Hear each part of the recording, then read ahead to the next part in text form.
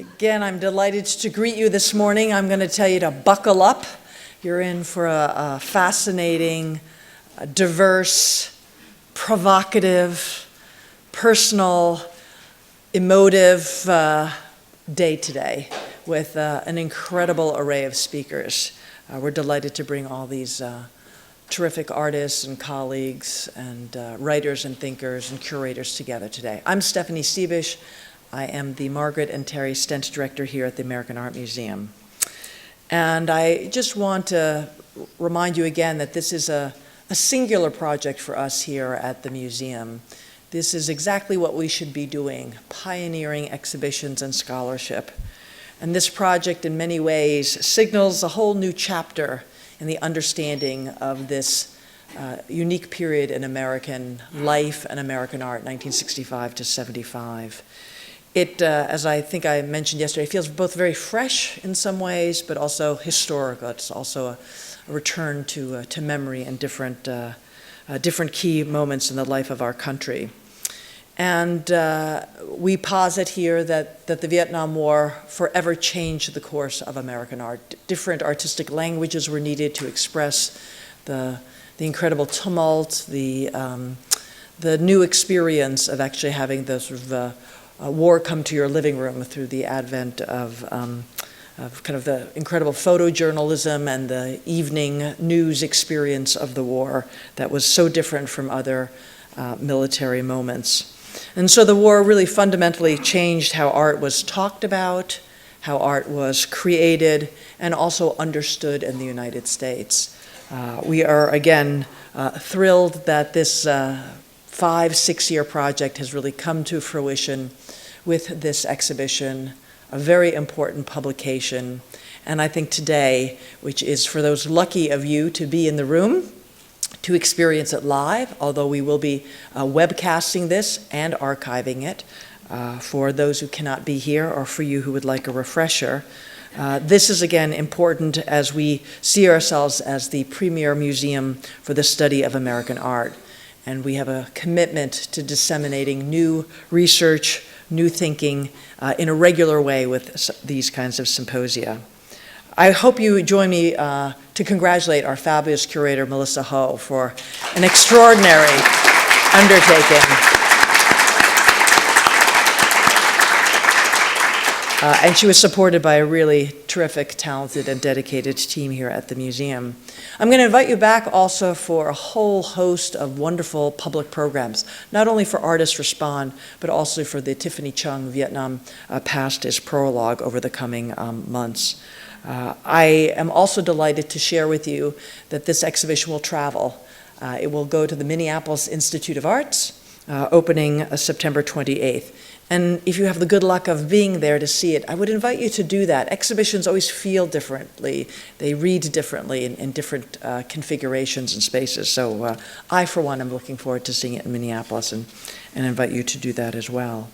I also want to invite you to look closely at the program. It's important to document, and also to recognize the many terrific lenders as well as donors to the exhibition. Again, it was a huge undertaking and not something that we could have done alone with our own resources. So we are most appreciative. I also want to thank the speakers today in advance. They come from London, they come from LA and Berkeley, New York, and of course, dear colleagues and friends also from the DC area for what will be a great variety of presentations. I was speaking with Rupert García yesterday, and he talked about what a delicious moment it is to see the work again, to be with other artists, and to remember and to go back to this time and reflect on it from today's perspective. And again, look for the greater meaning and story in the new narrative of American art that we believe this exhibition is putting forward. So I'm here to welcome you. We will have breaks today. Head into the galleries, see the exhibitions, but also head into the rest of the galleries. This exhibition is remarkable in how it sits in our museum. Again, one that celebrates 4 centuries of American art across all media, from folk art to photography, from crafts to time-based media, from sculpture to painting and prints and drawings, just like everything in the exhibition, a great variety. So I'm here to welcome you. Thank you for your interest, and I'm going to remind you, tell everybody about the exhibition. We do really want this to be a project that people get to see and understand what this moment in American art was. So without further ado, let's have Melissa Ho join us at the podium.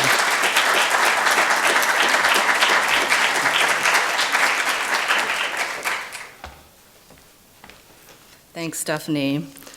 It is a great privilege and a pleasure to host this event at SAAM today. I thank all of you for being here, especially our speakers who have generously prepared talks. My time will be spent simply laying the stage for the exhibition upstairs, and I'll also introduce the rest of this morning's program. First, I would like to take a moment to personally express deep gratitude to the artists in the show, some of whom are here today, even at this early hour, to our lenders, our generous donors, and to the leadership here at SAAM and the Smithsonian. I also want to thank and acknowledge the many colleagues across the museum for their talent and dedication in bringing to life a book, an exhibition, and this symposium. Our collective ambition is to inspire meaningful reflection and conversation and to encourage future creative and scholarly work.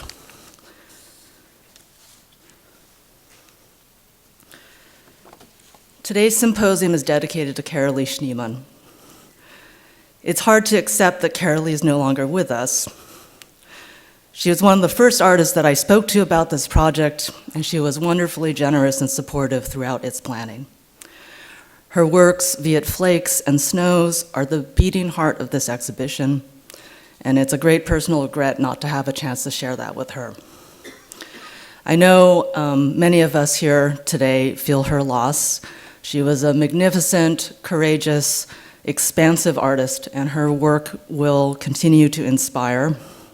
And so just to say, in our gathering today, let us express gratitude for Carolee and honor her.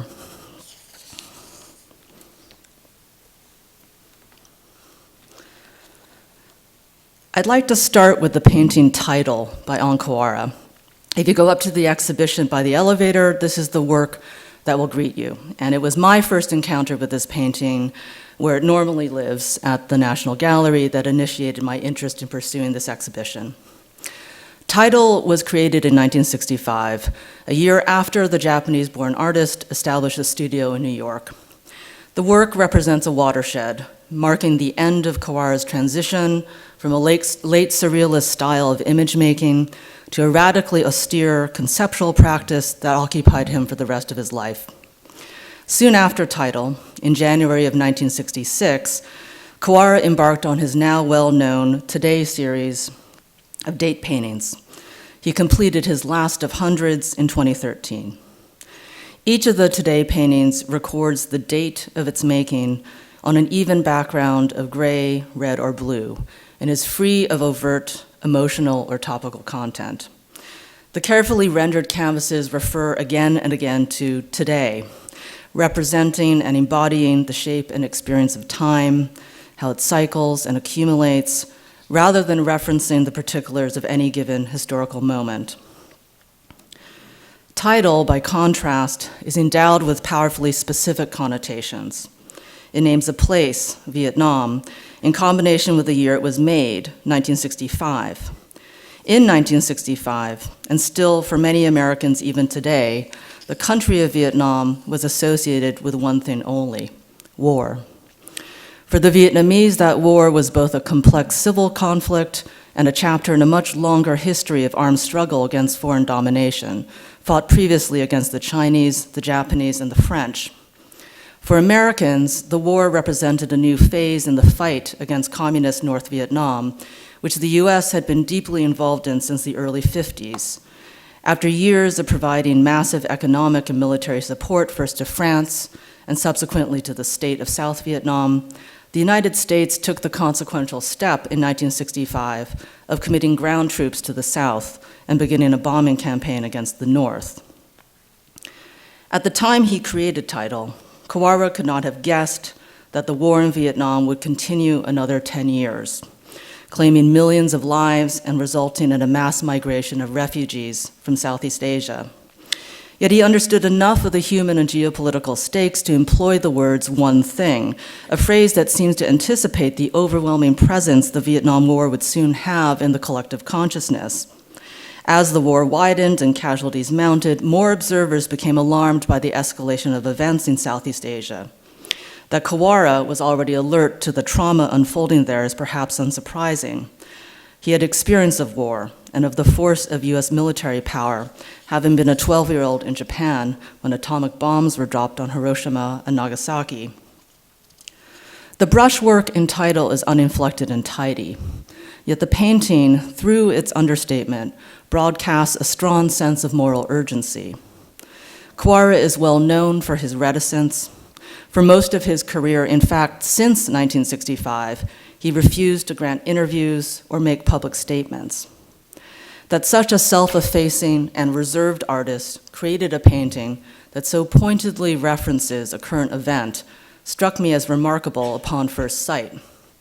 It was evidence of how intensely the war in Vietnam was experienced by some, even from afar, and it made me wonder, were there other unexpected traces of the war to be found in the art of its time?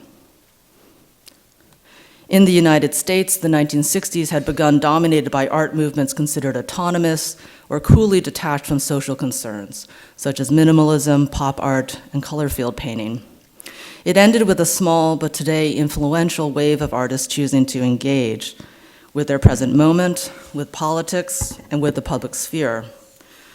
Though far from the only social factor, America's war in Vietnam profoundly informed this shift from ideals of aesthetic purity towards a realm of shared conscience and civic action. Due to the military draft, unprecedented media coverage of the war, both on television and in print, and mounting evidence of a credibility gap in the government's account of events, the Vietnam War had pervasive cultural impact. By the late 60s, it loomed for many Americans as the one thing. Among visual artists, there was no consensus about how best to address the war through art, or even whether this was an appropriate goal. Some sought through their work to raise political consciousness about the war, and they hoped help end it. Many others, while not explicitly activists in their practice, produced works steeped in the iconography and emotions of the conflict. Tracing how the effects of the war interacted with broader developments in American art between 1965 and 1975, we see a revival of openly oppositional and emotionally affective imagery, a widespread concern with the body and its vulnerability, and an embrace of real-world facts and information as material and subject matter for art. New artistic genres oriented towards closing the gap between art and lived experience emerged, including body art, institutional critique, and documentary art. So too did a greater range of artistic voices as people of color and women demanded to have their perspectives on the war heard. Working on this exhibition has been a weighty and sobering endeavor. At the center of the project is a traumatic event, the war itself, which for some makes this art history too painful to contemplate. For those who lost family, comrades, culture, or homeland, the war is not over. These losses continue to be felt every day. In addition, the Vietnam War is a subject that for years has caused either loud disagreement or terrible silence among Americans. It is a war of countless and conflicting perspectives that as a country we have struggled to recognize and discuss. Artists Respond American Art in the Vietnam War is not a monumental narrative that attempts to tell the story from all sides. Rather, it aims to historicize a specific perspective on the war period not yet widely discussed, that of American fine artists. The shattering of national consensus in the United States over the Vietnam War prompted a questioning of authority, both political and aesthetic. The socially engaged, formally innovative art that developed under these conditions, and which is the focus of this exhibition, contrasts sharply with that made during the same period in Vietnam, where wartime service and nationalism were overwhelming concerns, and modernism had a different history, bound up with the country's French colonial past. In the Democratic Republic of Vietnam in the north, where these images were made, visual artists were required to join the artists' union and follow Communist Party dictates of subject matter and style, often taking the form of posters and combat art. Visual production under the DRV stressed values of solidarity and sacrifice rather than individuality or opposition. In the non-communist Republic of Vietnam in the south, artists were permitted to experiment with abstraction and sell their work independently, but as in the north, anti-war commentary was forbidden. Painters there often pursued a romanticized realism that yielded works not stylistically dissimilar from the landscapes and portrayals of workers and soldiers produced in the north.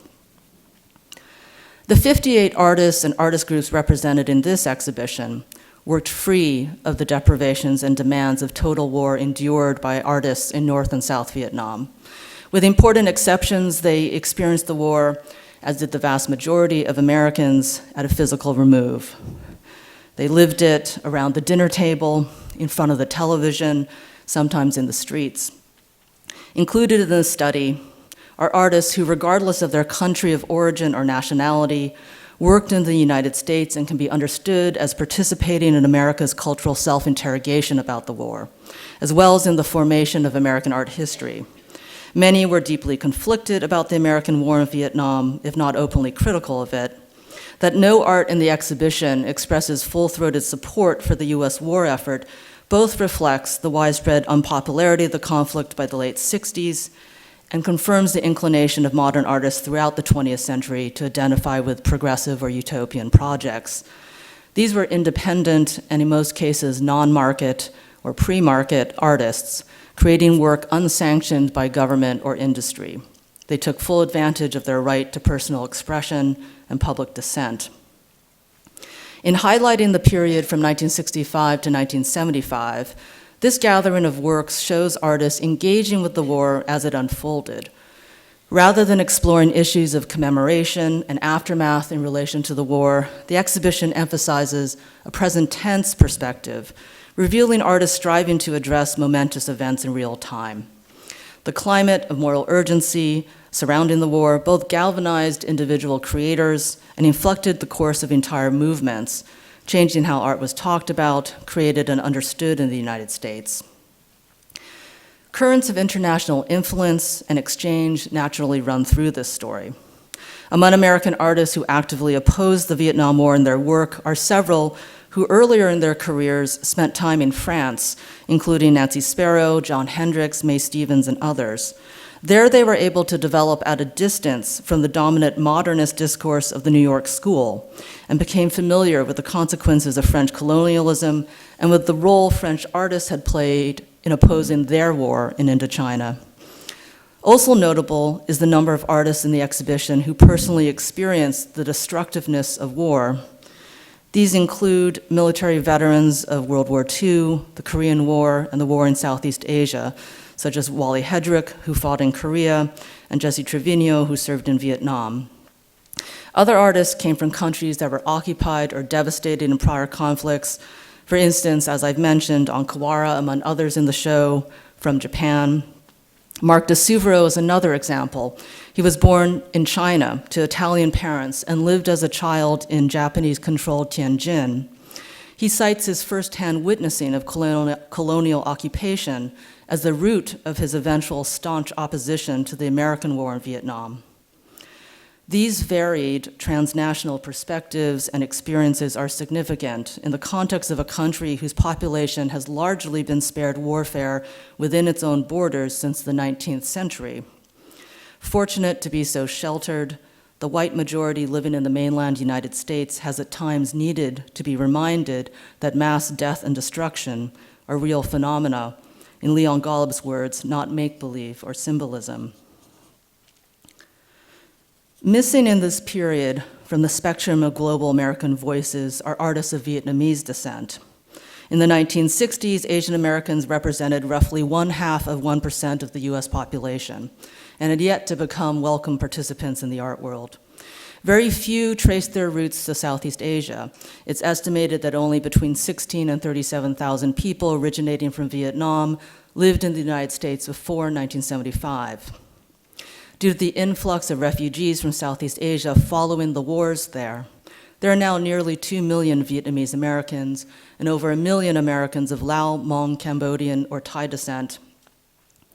The lack of Southeast Asian American artists in the exhibition thus reflects the limits of perspective inherent to the historical moment it examines, even as the project demonstrates that American art, like American society, was then expanding and becoming more pluralist. Discriminatory national origin quotas were eliminated in the US in 1965, and only in the decades since have immigrants from Asia been able to arrive in more significant numbers. As the cultural contours of Asian America have stretched with each generation, and patterns of exclusion continue to be challenged, Asian American art unceasingly evolves. The contributions of diasporic Southeast Asian artists to contemporary global art have been remarkable in recent decades, with the work of Dinh Q. Lê, An Mi Lê, Tuan Andy Win, and Tiffany Chon, among others, pushing American cultural memory of the Vietnam War to become more unbounded, inclusive, and just. Chon's exhibition, Vietnam Past as Prologue, being presented at SAAM in conjunction with Artists Respond, traces patterns of conflict, migration, and resettlement, and highlights the voices of Vietnamese refugees now living in Texas, California, and Virginia. Her art illuminates long-neglected accounts of the war and reveals how the United States today has been shaped by the history and people of Vietnam. Such narratives are poignantly absent from American art of the Vietnam War era itself. The art in this exhibition was made before the exodus from Southeast Asia and without the benefit of hindsight, during a long decade in which no one understood how or when the conflict would come to an end. To consider the impact that the Vietnam War had on the thinking and moral imagination of American artists, it is necessary to emphasize its scale and toll. The human cost of the war was staggering. The number of Vietnamese who died during the conflict has been estimated at more than 3 million, when North and South, fighter and civilian, are combined. Vast casualties took place in Laos and Cambodia as well. While precise figures are elusive, close to 1 million likely died in those countries. The land itself was ravaged. Between 1961 and 1975, an enormous volume of American bombs, many millions of tons, was dropped on Vietnam, Laos, and Cambodia. Today, leftover unexploded ordnance, as well as the lingering effects of tactical herbicides such as Agent Orange, continue to have dire health and ecological consequences. And due to the war, millions of people in South Vietnam were forcibly displaced from land they were attached to by livelihood, tradition, and culture. By 1968, almost a third of the population had become refugees in their own country. Americans at home did not experience the Vietnam War as the people of Southeast Asia did. As author and scholar Viet Thanh Nguyen reminds us, there were, quote, no massacres committed on American soil, no bombs dropped on American cities, no Americans forced to become sex workers, no Americans turned into refugees, unquote. Yet the impact of the war cut deep. The conflict in Vietnam was arguably America's most divisive military action outside the Civil War itself. Many who lived through the period remember it as an ordeal during which, as author Tim O'Brien has described, the only certainty was moral confusion. More than 2.5 million Americans served in Vietnam. Some 58,000 died there. Many more came home bearing grave physical or psychological scars. In contrast to their parents who returned from the Second World War victorious and celebrated for the role they had played in combating fascism, Vietnam veterans bore a far more uneasy legacy. In fulfilling their service, they became associated not only with a war that ended in failure, it was a war whose purpose, legitimacy, and conduct were passionately and often bitterly debated in every sector of American society for years. By 1971, public opinion polls showed that 58% of Americans believed the war in Vietnam was not only a mistake, but morally wrong. Never before had so many US citizens disagreed with their government's exertion of military force. At the same time, equally significant numbers disapproved of anti-war protest and the counterculture associated with it, viewing such criticism as damaging not only to the country's military aims, but also to its national pride and very way of life. With its intensely high costs and visibility, the Vietnam War prompted many artists to become politically active for the first time. From their earliest collective actions organized in the spring of 1965, dozens of prominent artists in Los Angeles and New York signed letters of dissent, marched, staged demonstrations, and donated their work to benefit the cause of peace. These experiences did not necessarily alter their artistic practice. Several of the most politically dedicated or well-informed, such as Carl Andre and Donald Judd, were also the least inclined to include overt references to the war in their production. Many of them viewed their work as having the power to model new political and social ways of being, but following the example of the artist-citizen established by senior New York artists such as Ad Reinhardt and Barnett Newman, they kept their activism out of their art and avoided taking a legible stand on topical issues. But as the tragedies of the Vietnam War accumulated, more artists were troubled by the disconnect between their work and real-world events. To be an artist/citizen became an unpleasantly divided existence. Painter Philip Guston described what he called his schizophrenic state of mind in the late 1960s, quote, "The war, what was happening to America, the brutality of the world. What kind of man am I, sitting at home, reading magazines, going into a frustrated fury about everything, and then going into my studio to adjust a red to a blue," unquote.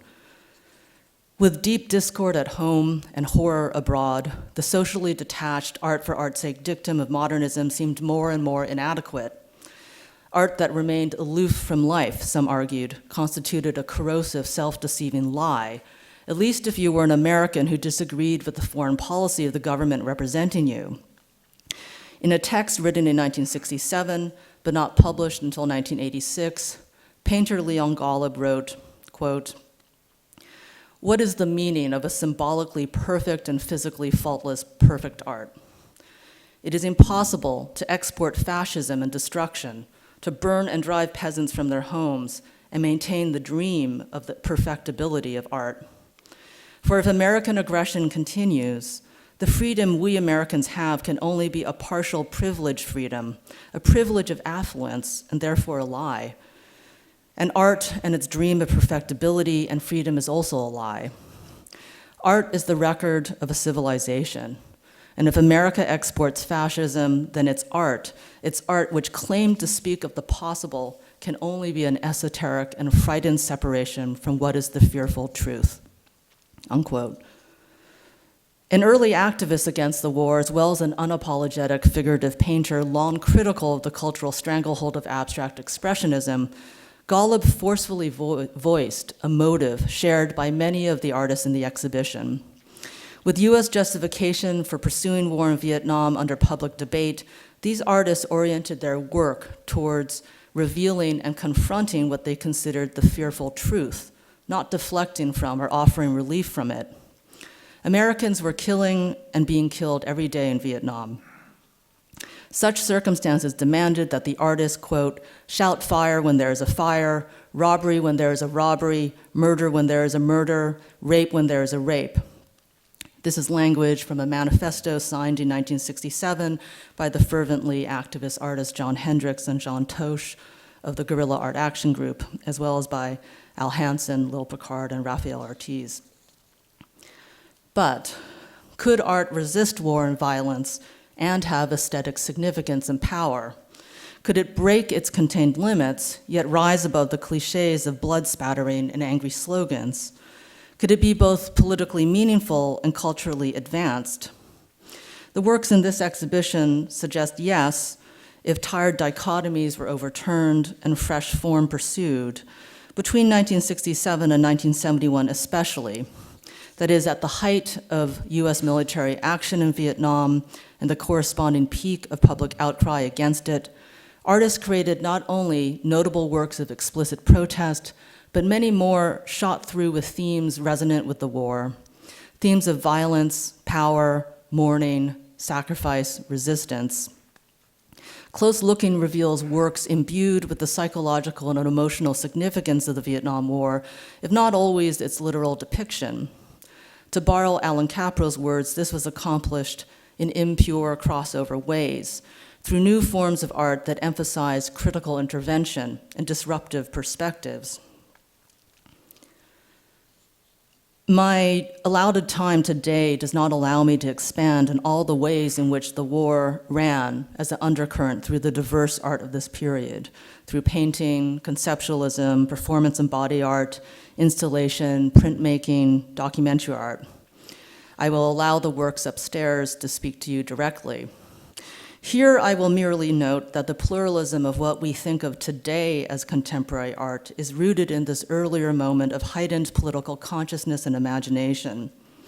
Many of the artists who rejected the social and aesthetic status quo then were those who had the least to lose under the prevailing system: women, people of color, and those at a physical remove from the art world power center of New York. For many of these artists, opposition to the war coexisted with political engagement on the fronts of gender and race. Female artists have a significant presence here, reflecting the important role women took in organizing against the war. Even before it had a name, feminist art offered a forceful critique of militarism and the constructs of masculinity, often underscoring the correlation between sexual and military aggression. Perhaps because their work was so roundly ignored by the art establishment, women were especially daring and transgressive in expressing their dissent. As Nancy Sparrow remembered of this time, quote, "No one was looking, nobody cared." Painters like herself and Judith Bernstein consequently raged all the louder, even though it took years, even decades, for their work to be acknowledged by art institutions or the market. The Vietnam War also corresponded with growing racial and ethnic consciousness in American art. Both the Black arts and Chicano art movements ascendant at this time insisted on art's political role, critiquing white establishment aesthetics and emphasizing cultural self-determination. Works in the exhibition by African American and Latinx artists demonstrate how the Vietnam-era draft, a system of deferments and exemptions designed to channel working-class men into military service and college students into professional fields of the national interest, became a galvanizing political issue in minority communities. The trenchant commentary, camouflaged in the stars and stripes of Faith Ringgold's Flag for the Moon, and public interventions like Osco's Stations of the Cross, which ended with the artist barricading a U.S. Marines recruiting center in East LA, reflect the multiple challenges Americans of color faced, struggling for full civil rights at home, even as they fought for their country abroad. Experiencing oppression in their own lives, many artists of color came to view the war through the lens of racism and imperialism and sought to express solidarity with their Vietnamese brothers and sisters.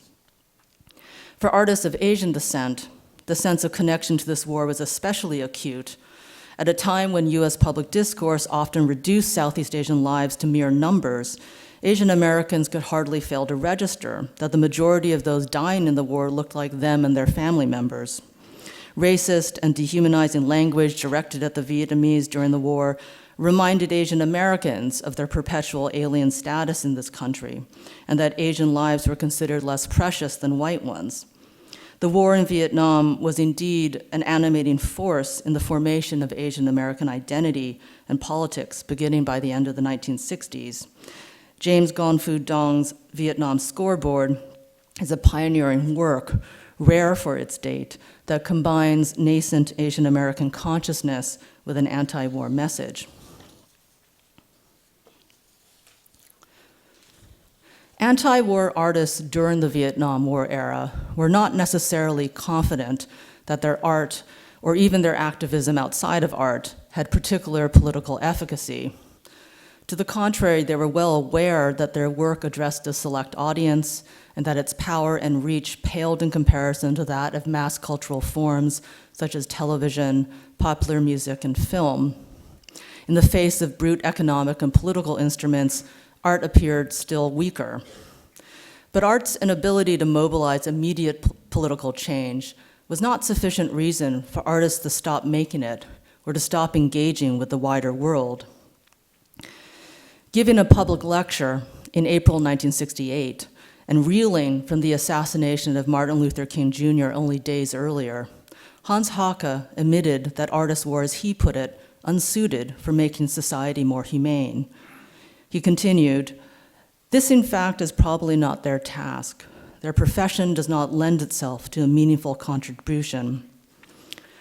Despite this painful perspective, Haacke concluded, rather than staying aloof, artists should speak out against society's attempts to use their work as a means to cover up the failure of tackling urgent issues. The comment anticipated a significant shift in the artist's own practice. Haacke thereafter reoriented his focus from biological and physical systems to social ones, leading to the creation of works like News and Momopol, which underscore the continuity between artistic production and reception and the circulation of power beyond the studio and the gallery.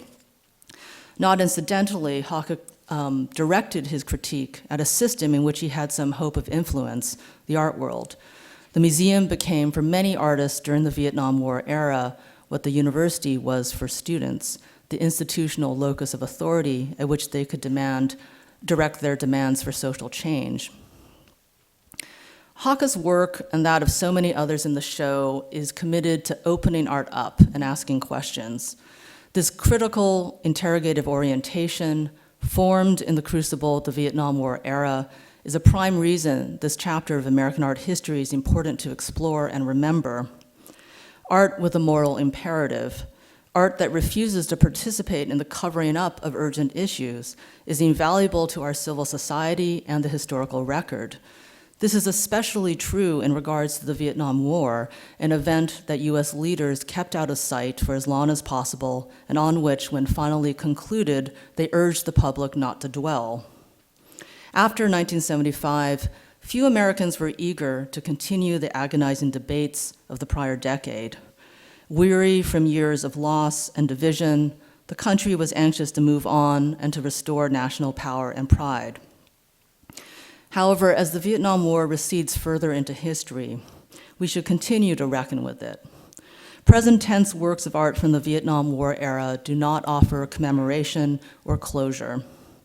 Nor, as I mentioned earlier, can they provide a fully inclusive and just memory of the war. But they make vivid the moral questioning and spiritual pain of that time and demonstrate how, during a period of profound national crisis, there were artists who challenged conventional thinking, imagined and made visible revelatory perspectives, and mobilized the practice of dissent, central to ideals of democracy and citizenship.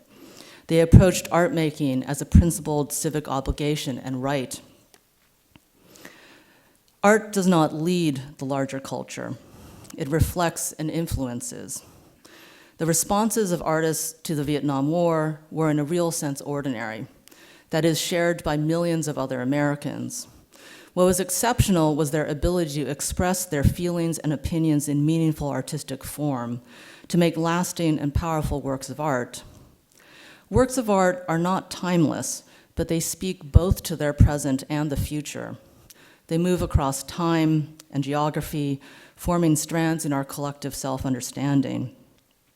A work of art can be one of the innumerable incremental steps that serves to unsettle established thought. In 1964, Alan Caprow observed, "A picture never changed the price of eggs, but a picture can change our dreams, and pictures may in time clarify our values." All of us are participants in this work. When the art in this exhibition was created, the outcome of the Vietnam War was unknowable. Just as today, our nation's future is still unfixed and open to change. We, the people, must decide what is acceptable, what is ethical, what is valued, what is just. Art is part of that process and helps us imagine what is yet to come. Thank you.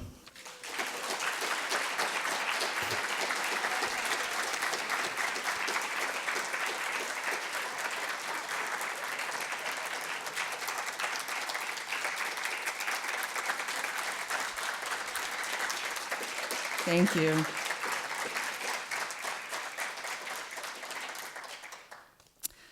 I'm now honored and delighted to introduce the rest of this morning's program. We will first hear from Mignon Nixon.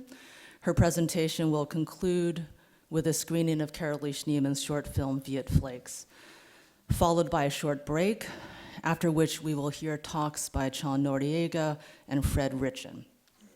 Finally, there will be a group discussion period moderated by Catherine Markowski, and this will include an opportunity to respond to some questions from the audience. Given our limited time, we're asking to take your questions in written form. You should have received in your program a few cards for this purpose, and if you need something to write with, please signal to one of the public programs staff and they will get you a pencil. At the end of Mignon Nixon's talk, we will collect the cards, as well as after Fred Richin's talk. So please pass the cards down to the end of the aisle at that time. Our next speaker is Mignon Nixon, Professor of Modern and Contemporary Art at University College London. Professor Nixon contributed to the exhibition catalog for Artists Respond, and I'm so pleased to have her here today. Her full bio and those of all the speakers appear in the program, so without further ado, let me welcome Mignon, who will deliver a talk entitled, What's Love Got to Do with It? Feminist Politics and America's War in Vietnam.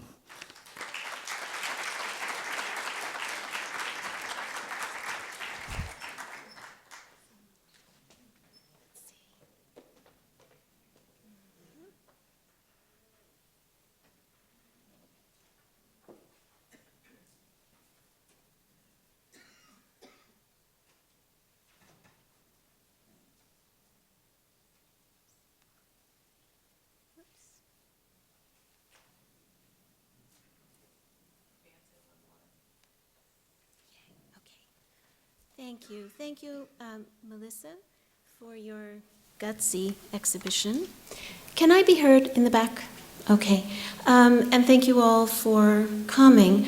I'm humbled to be here in the company that I share today, and especially with these artists that you'll be hearing from today. But I'll offer what I can. This exhibition asks, what does art offer in a situation of war and of war protest? It reveals a vast panorama of thinking on that question, thinking that is essential for us today in our own time of perpetual war and at a moment when the prospect of war at home has come to feel immediate once more.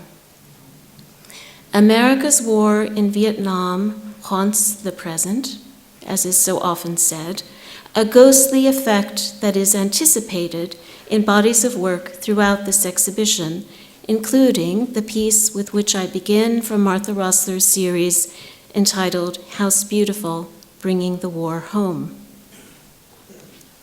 Rosler reprised this series in the early 2000s in response to the Afghanistan and Iraq wars, portraying these later wars as an uncanny continuation of Vietnam. Today, I want to think about how the war in Vietnam was shaped by gender politics and how that war lives on in mutated forms in the gender politics of today, a time of endless war, resurgent militarism, and hyperbolic, so-called toxic masculinity. The significance of sexual and gender roles in instigating and perpetuating the war remains a historical blind spot, one this exhibition exposes by foregrounding the work of artists who responded to the war from feminist perspectives, artists who were thinking gender all along. In March of 1969, Yoko Ono and John Lennon celebrated their marriage by inviting the world's press into their bedroom in Amsterdam's Hilton Hotel. Anticipating a titillating scene, a throng of reporters and photographers arrived to find the couple lying propped up in bed side by side, offering to talk with visitors about peace for a week. Foregoing a traditional honeymoon, the newlyweds marked their union with a peace protest in which they offered an egalitarian model of sexual relationship between citizens of former enemy nations, Japan and Britain, and different ethnicities as a concrete demonstration of the individual change that, they suggested, could help bring about an end to war. Later that spring, after Lenin was denied permission to enter the United States and prevented from performing a second bed-in in New York, the couple moved the event to Montreal, circumventing the Nixon administration's travel ban by giving broadcast interviews that reached over the border to American audiences. In one of those broadcasts conducted during the People's Park protest in Berkeley, California, they warned demonstrators against provoking armed police and National Guard to still wider violence. "Make love, not war, that's all we're saying," they implored the crowd. The bed-in for peace in Vietnam was also a bed-in for peace in America. What we do in bed, the couple proposed, matters for what we do in war, at home and abroad. By lying down and talking, Ono and Lenin put their bodies on the line in a new way. I like to fight the establishment by using methods that are so far removed from establishment-type thinking that the establishment doesn't know how to fight back, Yoko Ono remarked. The bed-in was a media event beamed around the world, but it was also an event in Ono's specific sense of the term. Event, the artist once explained, is not a get-togetherness, but a dealing with oneself. It has no script as happenings do, although it has something that starts it moving. The closest word for it may be wish or hope. To stay in bed in response to war was to deal with oneself and one's own violence as an essential part of the work of responding to war.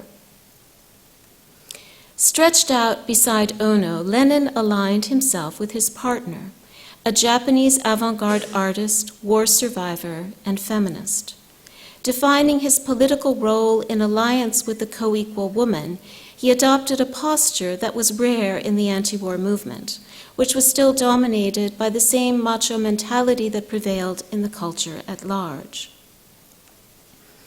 Bed peace proclaimed a handmade sign hung above the bed in Amsterdam. This later became the title for a film about the event and for the piece itself, a work that anyone might choose to perform. To perform bed peace was to demonstrate in bed for peace, but also to demonstrate for peace in bed. In 1969, the year Ono and Lenin were married, the anti-war movement was in gender crisis. Marginalized as helpmates or worse, as the historian Alice Eccles has observed, female activists increasingly refused to accept male supremacy. Their resistance to masculine authority and to the implied claim that the anti-war movement was itself an extension of the traditionally masculine domain of war exposed deep trends of misogyny in anti-war culture. Meanwhile, Ono and Lenin were quietly preparing their bed-in. Counteracting the attempts by some male anti-war activists to force their female peers, even bodily, off the public stage, Lenin and Ono shared a bed, a stage, a feminist politics, and a peace message. The event expressed in Ono's terms a wish or hope that changing the way we behave in bed might help bring an end to war. The divisions that the war in Vietnam exposed in America are gendered and live on in the so-called culture wars of today, a time of gender crisis and, to borrow a term proposed by Susan Jeffords in the late 1980s, a fresh cycle of re-masculinization.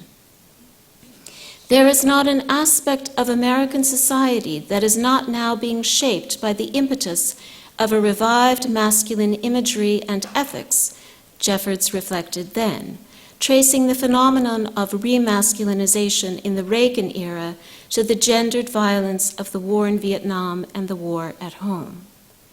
Jeffords identified a complex of factors, namely, a rejection of the feminine and sexuality, anger at the women's movement for its role in undermining male privilege, and grievance on the part of veterans at having lost their place and been discriminated against by the government. These complaints resonate powerfully in today's political environment, which is dominated by a hyperbolic masculinity that lays claim to supremacy but also to victimhood and indignant rage.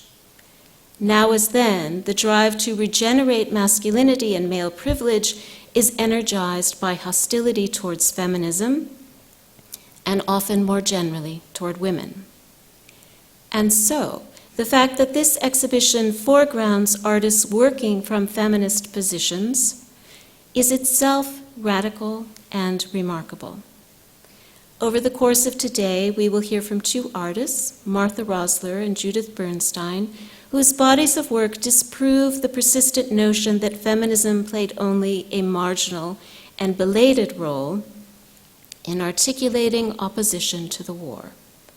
In reality, women's peace groups and an emergent feminist movement were pivotal to the anti-war effort from the start. Women's Strike for Peace, for example, which formed in 1961 to protest nuclear testing, was among the first peace groups to call out the incursion into Vietnam, moving quickly to, quote, alert the public to the dangers and horrors of the war in Vietnam and to the specific ways in which human morality is being violated by the U.S. attack on women and children. And here's Dagmar Wilson with her bag, Mothers Say, Stop the War. One of the most important myths of the militarists, historian and activist Amy Swerdlow observed, was that wars are waged by men to protect women and children. Artists working from feminism systematically deconstructed this and other gender myths of the war. I now want to focus on two of those artists who cannot be with us today, Nancy Sparrow and Carolee Schneemann. My anger really flowed with the war series, thinking as a mother, Sparrow once recalled. Everything burst out. Returning to the United States from Paris in 1964 to settle in New York with her partner Leon Golub and their 3 young sons, Sparrow confronted the escalating American involvement in Vietnam by working rapidly on paper, producing, as she put it, angry works, often scatological, manifestos against a senseless, obscene war, a war my sons, too young then, could have been called up for. Those works were exorcisms to keep the war away. The imagery Sparrow devised for this exorcism hardly complies with conventional expectations of what a mother's outrage might produce. What Sparrow does, thinking as a mother, is to incarnate the phantasmatic dimension of war, to invoke the infantile, sadistic, often sexualized mania that pervades even the most calculated forms of aggression. In place of a head to reason, a dark cloud bristling with faces in profile screaming madly, tongues thrust out like the poisoned tips of projectiles, crowns a bomb. Smeared on and rubbed in, the brown medium suggests a fecal cloud, the noxious discharge of a dirty war. Twin phalli shoot out from the crotch, gape-mouthed gorgon heads spewing the same red venom as their Maenad sisters in the cloud above.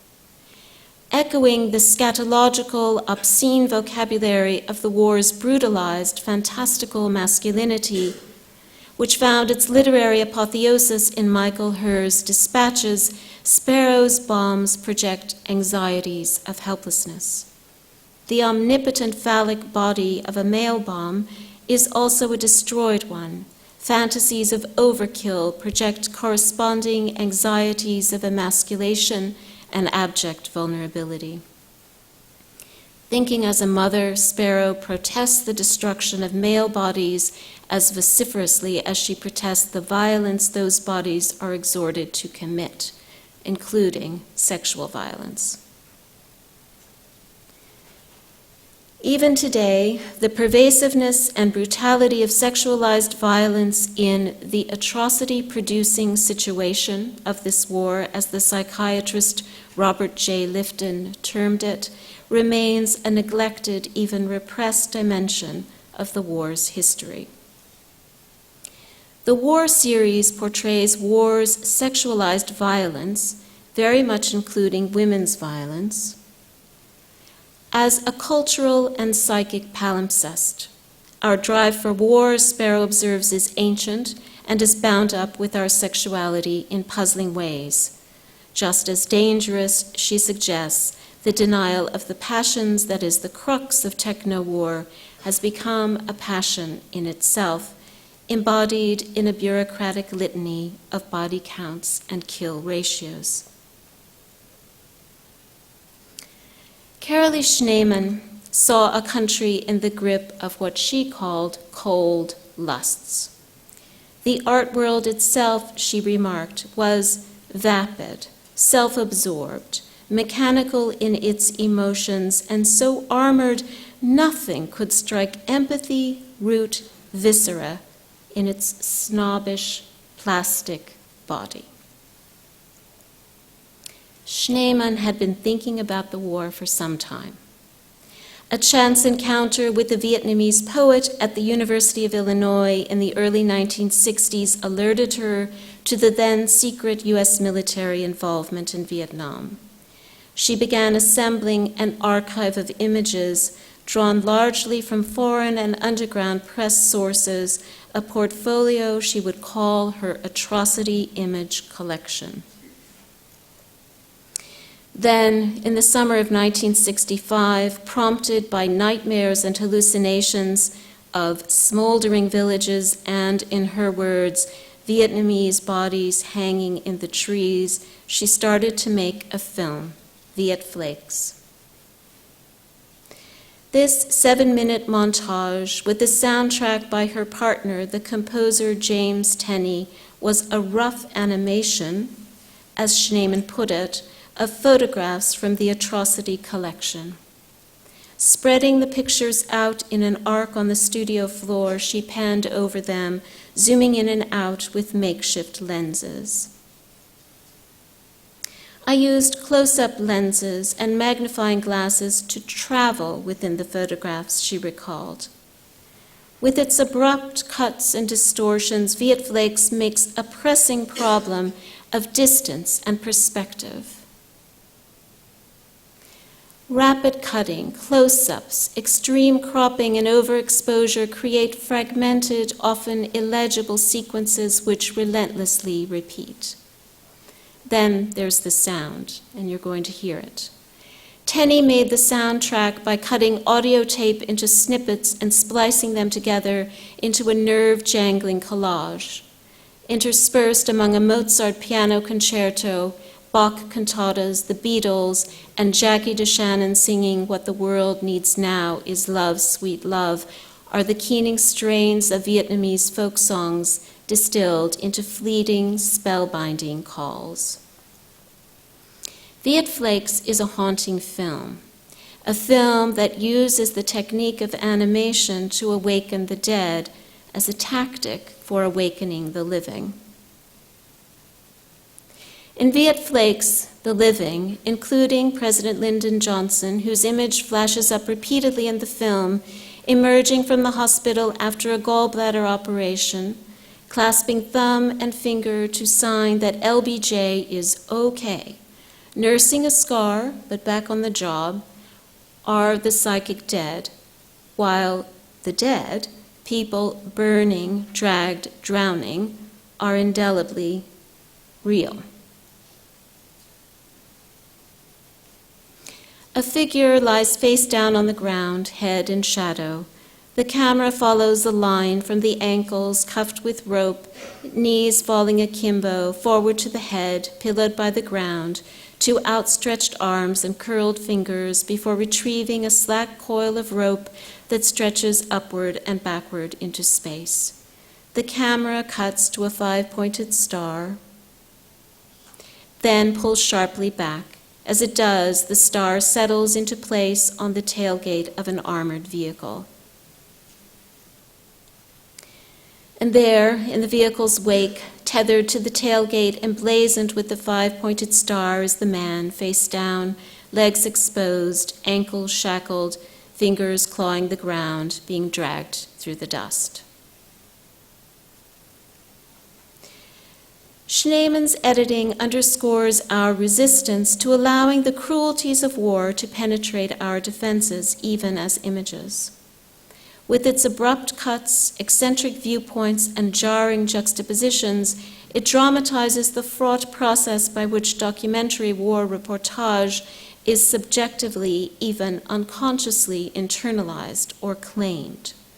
The recursive, hypnagogic rhythms of Viet Flakes describe a subjective process of absorbing images of war, of taking them into oneself. But there's a context. In the winter of 1967, New York artists in their hundreds came together, as they put it in the press, to proclaim unanimously our revulsion for this war and to protest it through work in our fields. Schneemann's contribution to Angry Arts Week was Snows, a multimedia piece that she presented at the Martinique Theater. As the performance unfolded, 6 performers, 3 women and 3 men, circled and grasped one another, their movements evoking, without mimicking, the contorted postures imposed on bodies as they appeared in Schneemann's atrocity collection.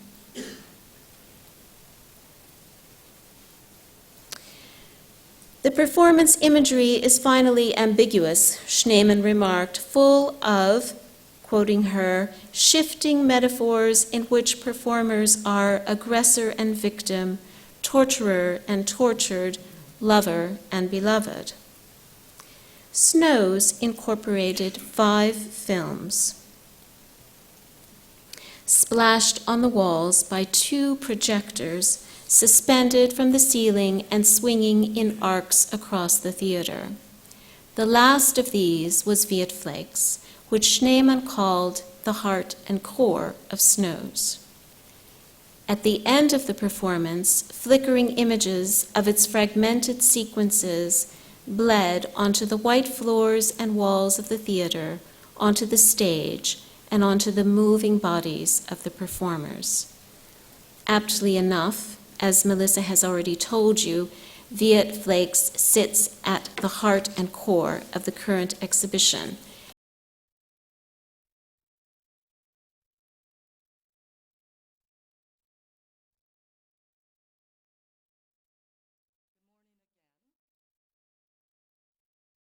Just before introducing our next 2 speakers, another reminder, note to anyone joining us just now that the morning speakers will later be taking questions from the audience in written form, and there are cards in your program for this purpose, so signal to Public Programs Associates after the talks to get them gathered. And again, the biographies of our distinguished speakers today are also listed in your program. So I won't lose any time in bringing on stage our next speaker. First, we will hear from Chon Noriega, professor at the UCLA School of Theater, Film, and Television, and director of the UCLA Chicano Studies Research Center. His talk is titled, "People Who Mess Up the Public Streets Should Be Shot, Protest in Vietnam on East and West Coasts." We will then be addressed by Fred Richin, Dean Emeritus at the International Center of Photography in New York. His talk is titled, "Vietnam, Inc., An Excoriating Look at War." Thank you, and first, Professor Noriega.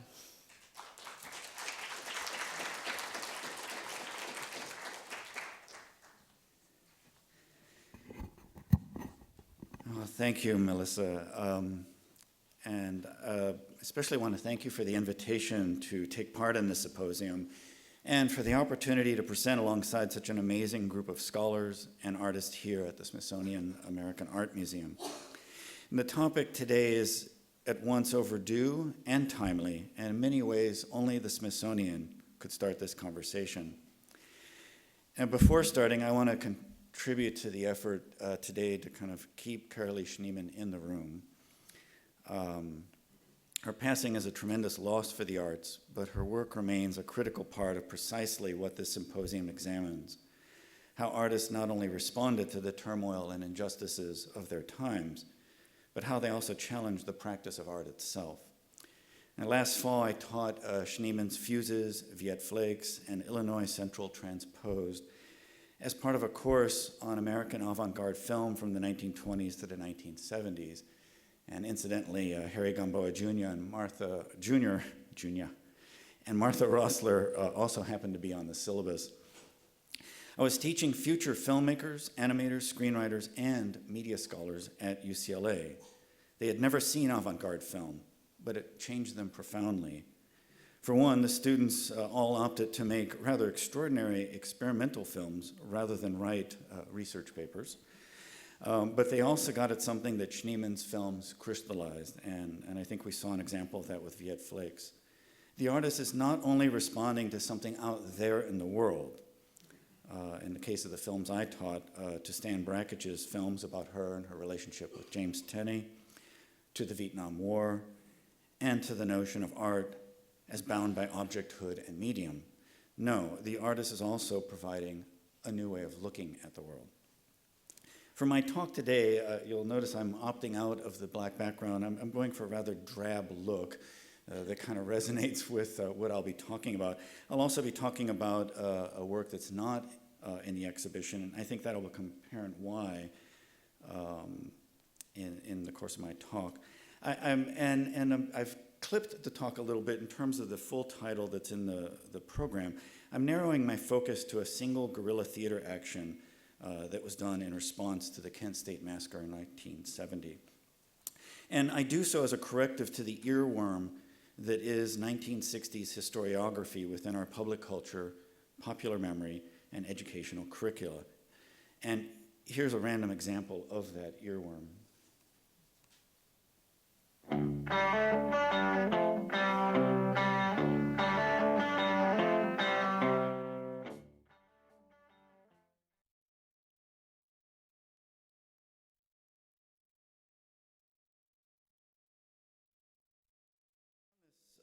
Video on YouTube, and for a more polished version, you can see Tom Hanks' documentary series, The 60s, and not just because I'm in it.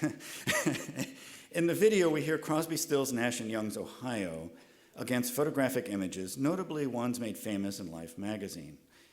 We can think of these in terms of music and photography, but the underlying media are really radio and television, that is, commercial electronic mass media. That is how most people encountered the song and images in the aftermath of the Kent State Massacre. Later on, one could buy an album or a magazine issue. What I'd like to do before turning to the guerrilla theater piece is to rehearse this bit of history, since, as you can see in the video, an event spanning about 6 months gets collapsed into a historiographical earworm or meme about an instantaneous and affective response through electronic media. Now, some of you know, and some of you weren't born then, but on Monday, May 4th, 1970, about 12:24 p.m., on the fourth day of protests following President Richard Nixon's televised announcement of the U.S. invasion of Cambodia, the Ohio National Guard opened fire on unarmed students at Kent State University, killing 4 and wounding 9 others. Now, the killings led to immediate student protests across the nation, and within a week, student strikes had impacted or shut down 448 campuses.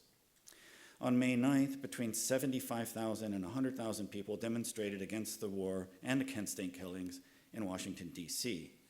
On May 15th, at Jackson State College in Mississippi, both city and state police shot student protesters at the historically black college, killing 2 and injuring 12.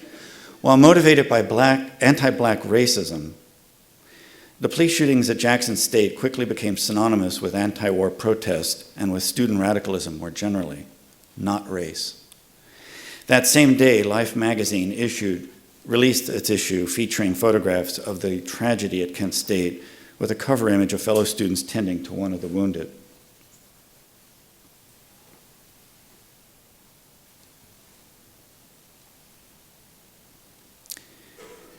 After seeing this issue, Neil Young quickly wrote Ohio. Crosby, Stills, Nash, and Young recorded the song in Hollywood on May 21st, and it was playing on radio stations across the nation within 3 weeks of the killings. The record single was released sometime in June, and believe me, you can't believe how hard it was to get these dates and information, and you'll see why. The speed with which Ohio reached a national audience can be seen as indicative of how the Kent State massacre galvanized the anti-war movement. But it also signaled the social and political impact of popular music within a larger print and electronic media culture. So much so that this sense of an instantaneous response became its own myth. In his autobiography, David Crosby claims an even earlier date for the release of the record, and not just the radio broadcast of the song. He says, it was on the street within a week of the event. If so, the record was available 4 or 5 days before the release date of the magazine that inspired the song. Now, this is David Crosby, so one can easily dismiss his words as idiosyncratic, but Crosby's timeline reinforces an emerging argument about the political use of mass media, or as he says, when we introduce politics into our music, we're using this wonderful multiplication of effort that happens when you enter mass communication. At that point, we were powerful. We affected the world right then. Now, by late September 1970, the U.S. President's Commission on Campus Unrest released a report occasioned by the police killings at Kent State and Jackson State. And the report concluded about Kent State, the indiscriminate firing of rifles into a crowd of students and the deaths that followed were unnecessary, unwarranted, and inexcusable. The commission also rejected what it called the underlying philosophy of the grand jury report on the Jackson State killings. That philosophy that the commission describes was taken almost verbatim from the charge by the grand jury judge. And quote, when people engage in civil disorders and riots, they must expect to be injured or killed when law enforcement officers are required to reestablish order. Now, while the report concluded that such a philosophy and its outcomes were inexcusable, the commission nonetheless effectively relied on it in establishing a political genealogy of campus unrest that explained the Kent State and Jackson State killings as based primarily on student actions. The report concluded, in effect, if you protest, you're on your own, and so expect to be injured or killed, even if that is also unnecessary, unwarranted, and inexcusable. In that regard, the Commission's report and Young's Ohio were in complete agreement, albeit expressed in different ways and from different positions, that is, as governmental rationality and as commercial counterculture, respectively. These official and popular accounts focus attention on student protests, state violence, and corporate profit, within an implicitly white middle-class framework. The massacre of non-whites in Vietnam and then Cambodia, not to mention Jackson State, drops out of this narrative. So in the remainder of my talk, I turn my attention to guerrilla theater and its attempt to keep bodies and blood central to the discourse. I forgot my slide here. Now, this image captures a mother and child caught up in a guerrilla theater reenactment on the campus of New York University. The night before, just hours after the actual massacre in Ohio, Rafael Montañez Ortiz, then known as Ralph Ortiz, proposed the initial ideas for the action, joining with Richard Schechner and Joan McIntosh from the performance group, and developing them in collaboration with 13 college students.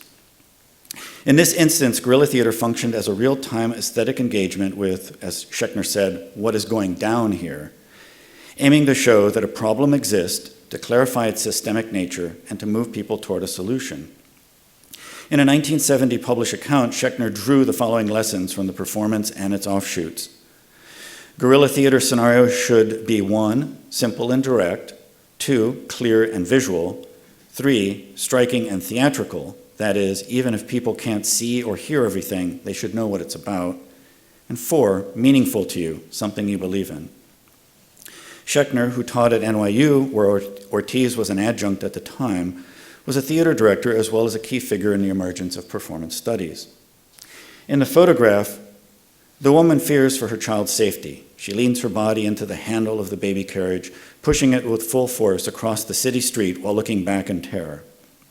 In the background, the National Guard assaults the college students, framed by a fire hydrant and a mailbox, symbols of our society's basic infrastructures, here, water supply and communication.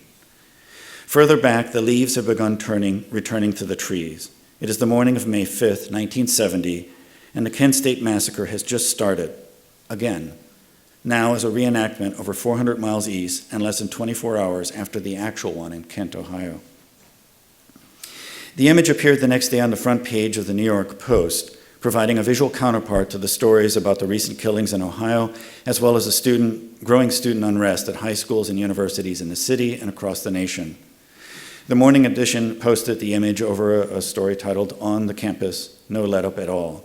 While the caption identified the scene as guerrilla theater, the photograph itself registers a more generalized shock about the American university as the site of social protest and police violence. The frightened mother in the foreground pushes her child off frame in the lower right corner, diametrically opposite the action at the university. Here, the campus is figured not as a site of aspiration for the traditional middle-class white family, but as a threat to its biological and social reproduction.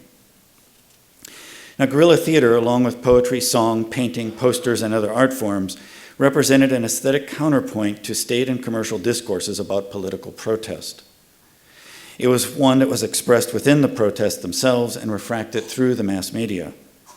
Now, the term guerrilla theater emerged in the San Francisco Bay Area around the time of the so-called Berkeley invention that the Commission report blamed for Kent State and Jackson State.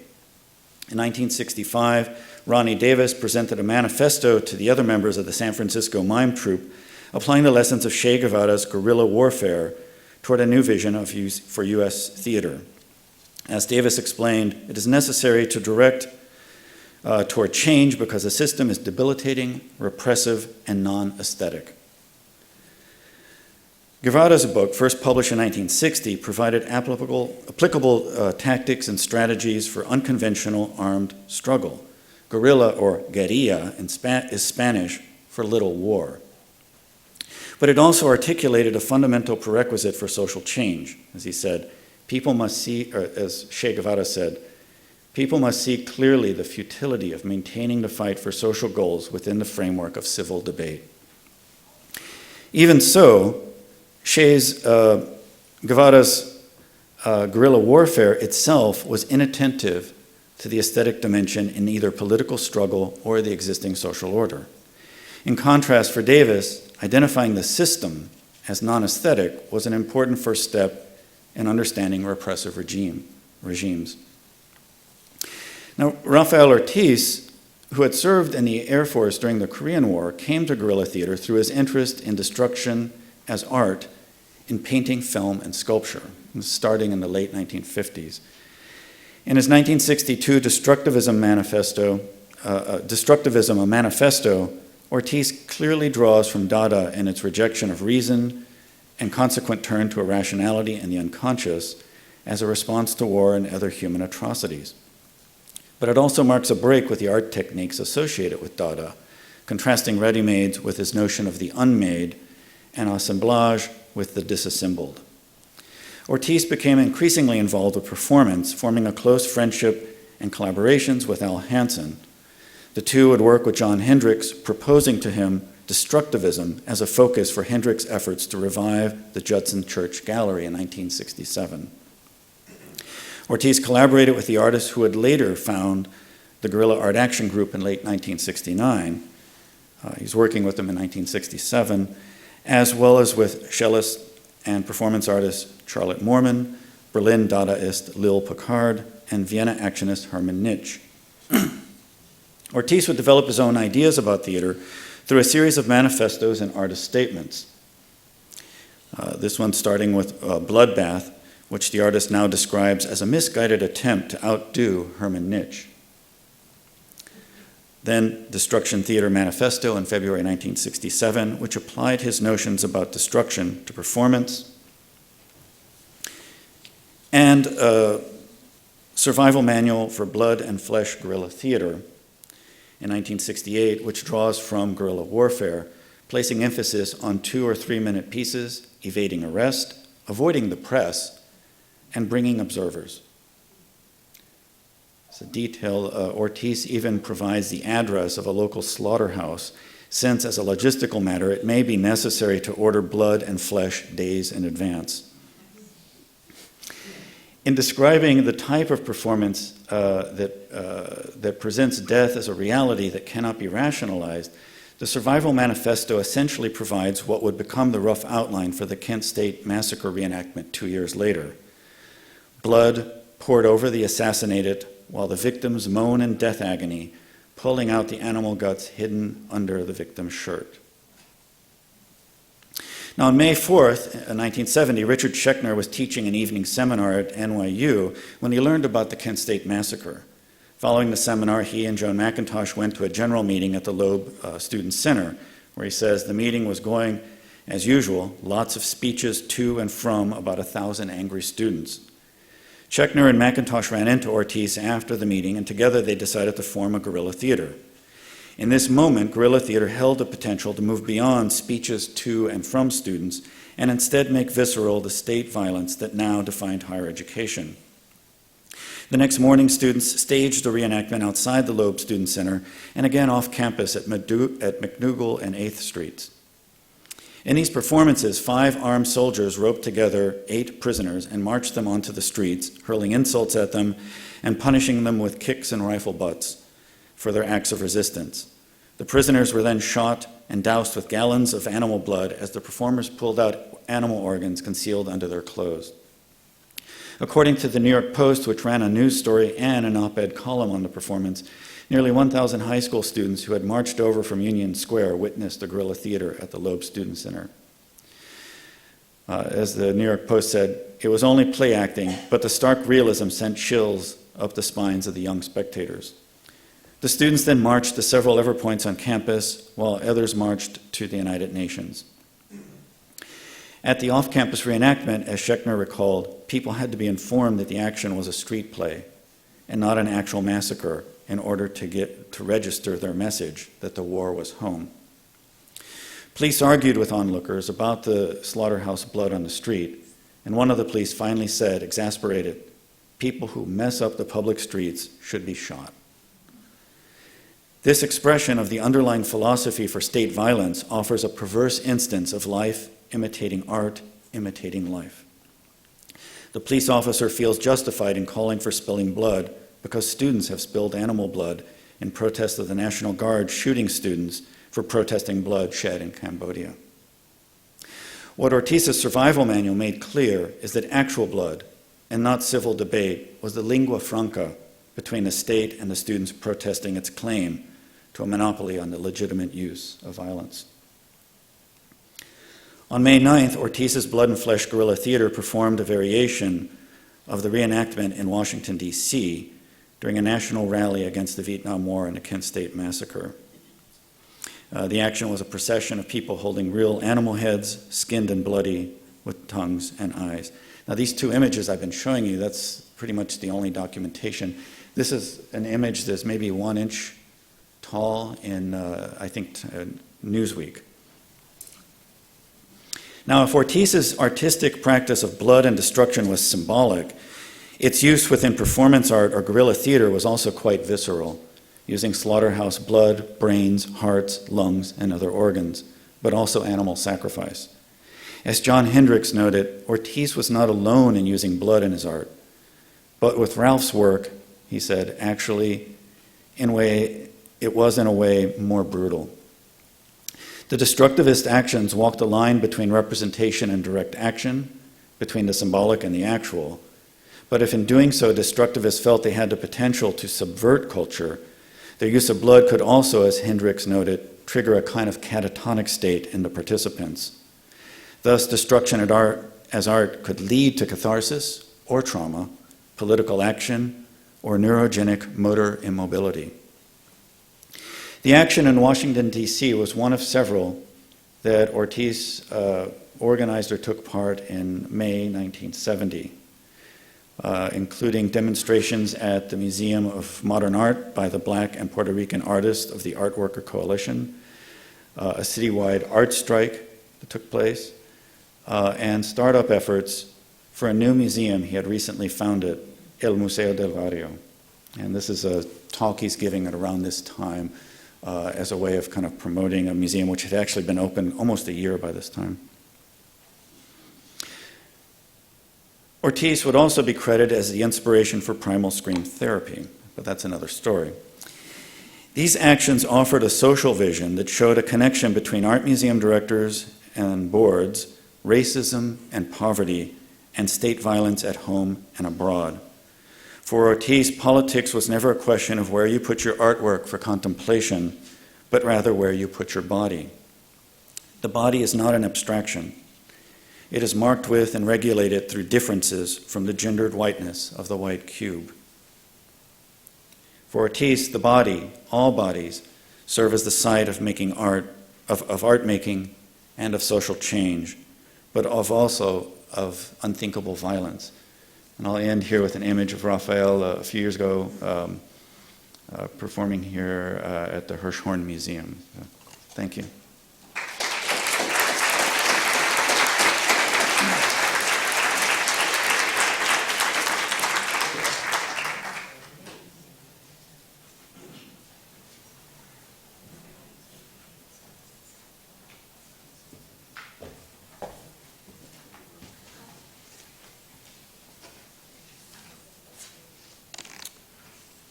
Hi, thank you again to Melissa for the invitation. And I just want to start by, in the spirit of resistance, to mention that today there's a walkout worldwide in more than 100 countries and something like 1,200 cities by young people who are sick and tired of governments and leadership not doing anything about climate change. And the 16-year-old young woman, Greta Thunberg, who instigated it, she's from Sweden, was yesterday nominated for the Nobel Peace Prize. So I think in the spirit of what we're doing,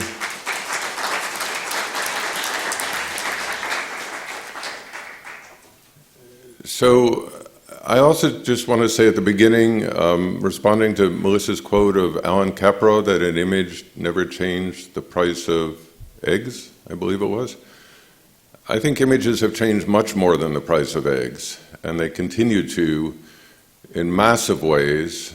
Sometimes the metrics are not always there, but there's an enormous number of people who've made all kinds of attempts to change the world for the better using images, and many of them have succeeded, many of them are not known. And I'll use the Vietnam Inc., this book, as a platform to talk about it. It's a 1971 book. Philip Jones Griffiths, the author, wrote it, photographed it, and designed it, which was unusual. He went to Vietnam in 1966. He spent several years there. He started as a pharmacist in Wales. He got interested in photography because people would bring their rolls of film in to be processed. And he switched from pharmacy to photography. He got only something like 2 or 3 days worth of assignments to cover the war, so it was basically on his own money. He was able to continue in part because he got a scoop of Jackie Kennedy on a holiday in the region, and that provided enough money for him to keep going. In those days, for a photographer to go to Vietnam to cover the war, you needed basically 2 letters saying that you were official. One could be basically from your college newspaper, a local newspaper, and so all kinds of people were going to Vietnam to cover it. The US government was very proud for a number of years of what they were doing, and they'd put you on helicopters, they'd give you free rides. They wanted you to see what was happening in Vietnam. But what Philip did, which is different than what many photographers have done, is he did not concentrate on the symptoms, what war looks like, the bomb explosions, the wounded people. There's that in the book, but he really concentrated on the systems.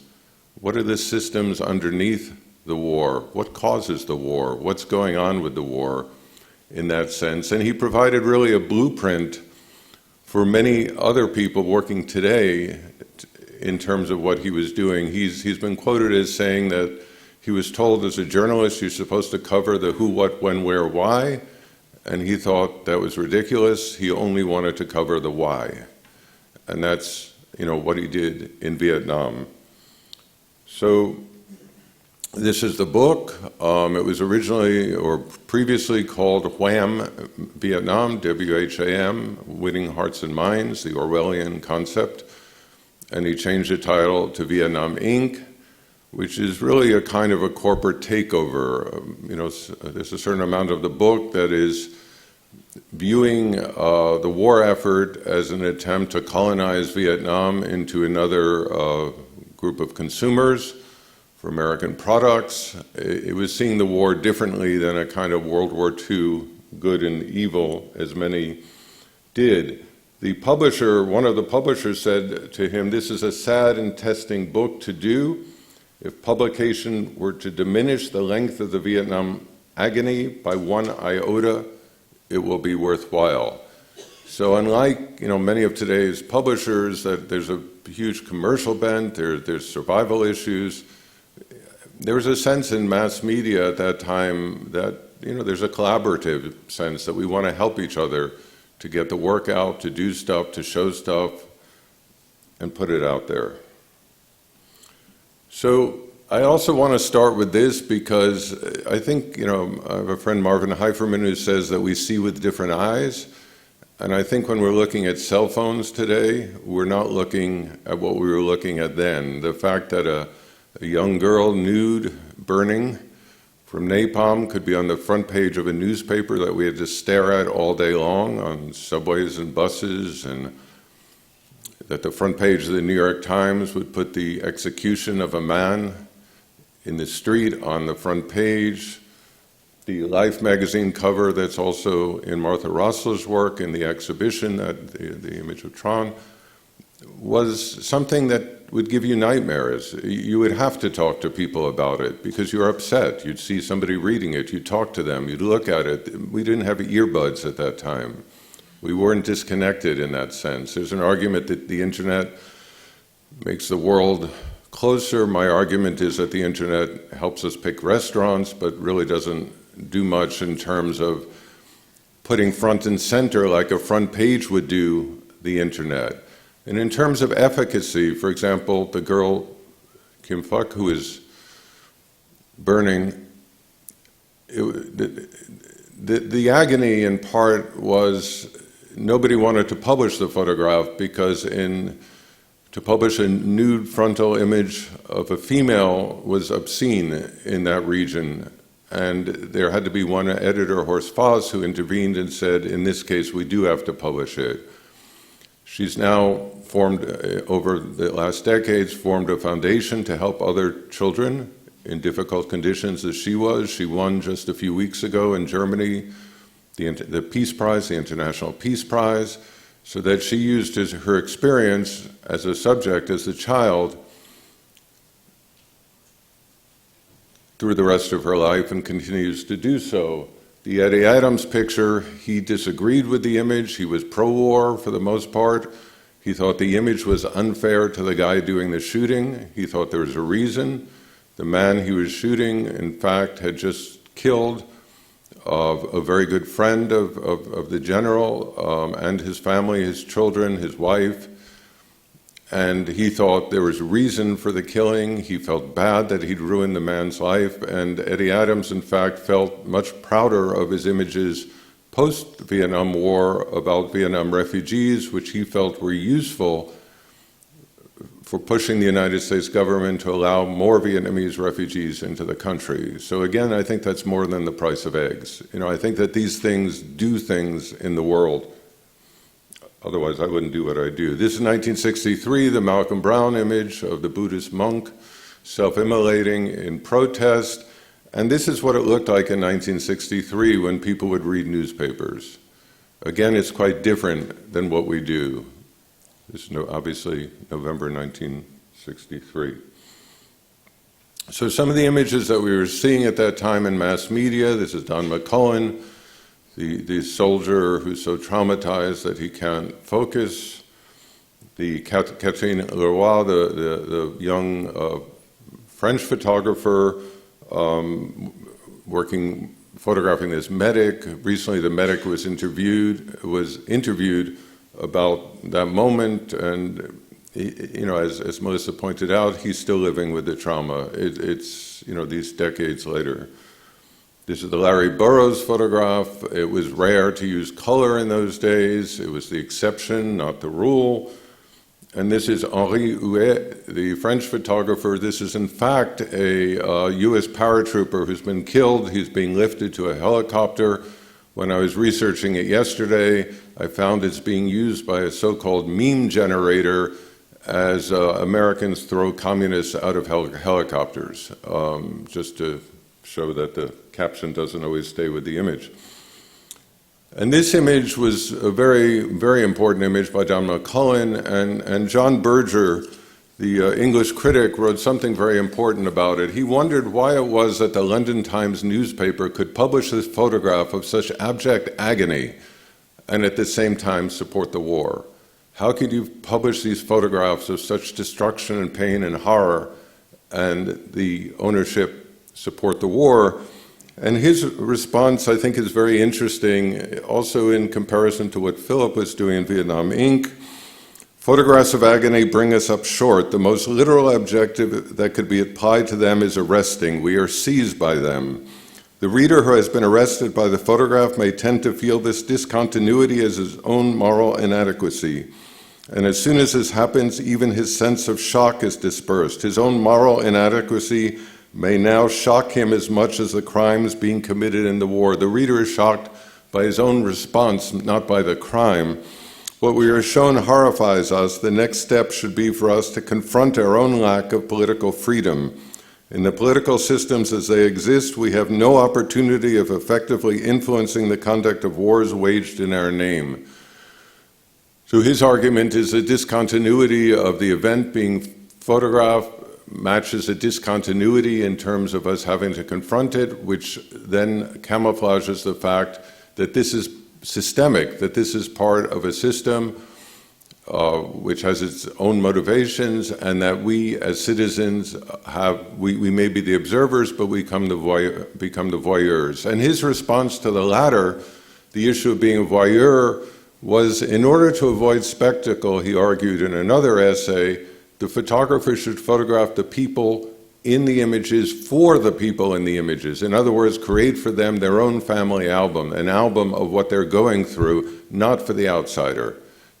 You photograph them for themselves, but not for the outside, and that way is one way of circumventing the issue of spectacle, which leads us to Life magazine in 1969, published what Ralph Graves, the editor and the managing editor, felt was the most important and powerful issue that he published on the Vietnam War, which was simply 263 photographs of the Americans who died that week in the war, with their name, rank, serial number, and hometown. And it went on for pages and pages. That was the issue when Life magazine was thought to have turned against the Vietnam War. All the images of battle, all the images of death and destruction, was not viewed as anti-war. This was viewed as anti-war, going back to Berger's idea that if you photograph for the people as a family album, something else happens besides spectacle. It's a way of breaking down spectacle, and it's a way of us getting closer. It's our neighbor, it's our son, it's our brother or sister who are part of the war. And this tactic has been used many, many times since then, including by, I think, in Washington, the Vietnam Wall here as well, I think, has its roots in this idea. So certain of the photographers, too, just to be clear, that you could be a photojournalist or a photographer or an artist, But you could also take sides. So David Douglas Duncan, who was a former Marine and was incredibly proud of Marines, he saw the U.S. military as heroic generally. He was part of it. But he felt that at Khe Sanh during the Vietnam War, the soldiers were left to fend for themselves, surrounded, being massacred. And he came up with this book protesting against the U.S. government, not doing what needed to be done for the soldiers. It was a small book, but a photojournalist stepped outside and said, I have an opinion. Cartier-Bresson calls photojournalism keeping a journal with a camera, keeping a diary, and in that sense it also can be very first person. When he died, I just, very recently, I just liked this headline in the New York Times. He photographed the reality of war. I think it's kind of interesting how we assume that a photographer is dealing with reality. I'm not sure it was the reality of war. It was one of many realities of war, but we seem to simplify it into that. Don McCullen, British photographer, came out with two versions of this book. The American version was, Is Anyone Taking Any Notice? On the destruction business, working in the Vietnam War at the same time. And now I'll turn to Philip's book, Vietnam Inc., and just go through some of the spreads. I think it's really important. He spent a lot of time working out the spreads, the sequence, what he did. He starts the book with a glossary, just redefining some of the misused terms, the kind of Orwellian sense of the way we thought of the war. And he begins the book this way. It's not your typical war, blood and guts. It's his sense that the American soldier who was far from home, missed family, wanted to be kind of loved and to love, and with a Vietnamese child. And I think the ambiguity of the image, you're uncertain today. What's their status? What's their relationship? What's really going on? Is an interesting way to start the book. A lot of the pictures are double spread, 2-page pictures. He's as good as any photographer at showing the kind of visceral, extraordinary moments that happens during the Vietnam War. But he also points out things with his captions at the top, which actually are amazing in the way they undercut his images. Like he makes the image and he undercuts it, or he amplifies it. This one says, pacification, alias rural reconstruction, or revolutionary development, or wham, winning hearts and minds, is Americanization. Inside the briefing room at the MACV headquarters in Saigon, which is where officers have the validity of their own perspectives reinforced.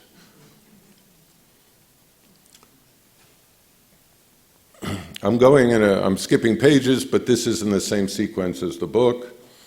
And he has sections like introducing what the Vietnamese village is about, what the customs are, the traditions, the religion, the hierarchies, the workforce, the family life. He introduces those things here. And then again, some of the images are extraordinarily graphic and difficult and painful. The book goes back and forth among the more familiar and the more emblematic imagery. And this is one of the ones I find amazing. When you look at the image, to me it's World War II all over again. John Wayne is somewhere in there. But the quote is, U.S. combat troops arrive outnumbering the enemy 3-1 and possessing the most sophisticated military hardware. The job seemed easy. Earlier, spirits were high among the troops, intoxicated as much by the spectacle of their own strength as by the cold beer delivered to them daily. It changes the image amazing. I gave this lecture at New York University where I taught for a long time, and there's a man in the audience who served there at Vietnam in the military, and he yelled out the beer was warm. This is another one, car purchasing during combat. Salesmen used to follow GIs into the field to make a sale, quote, so that the boys will have a real reason for wanting to get home in one piece. This reminds me of Martha Rosler's work. Today they find it safer to have the GI choose his car's trim and upholstery by mail order.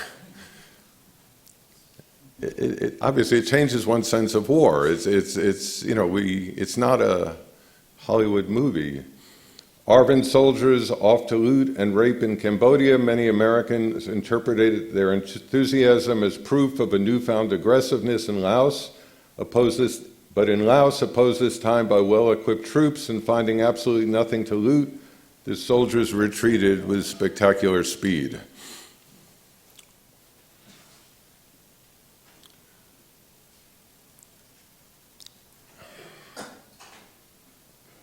He talks about how if Vietnamese had black circles under their eyes, they were assumed to be terrorists because they must have been up all night.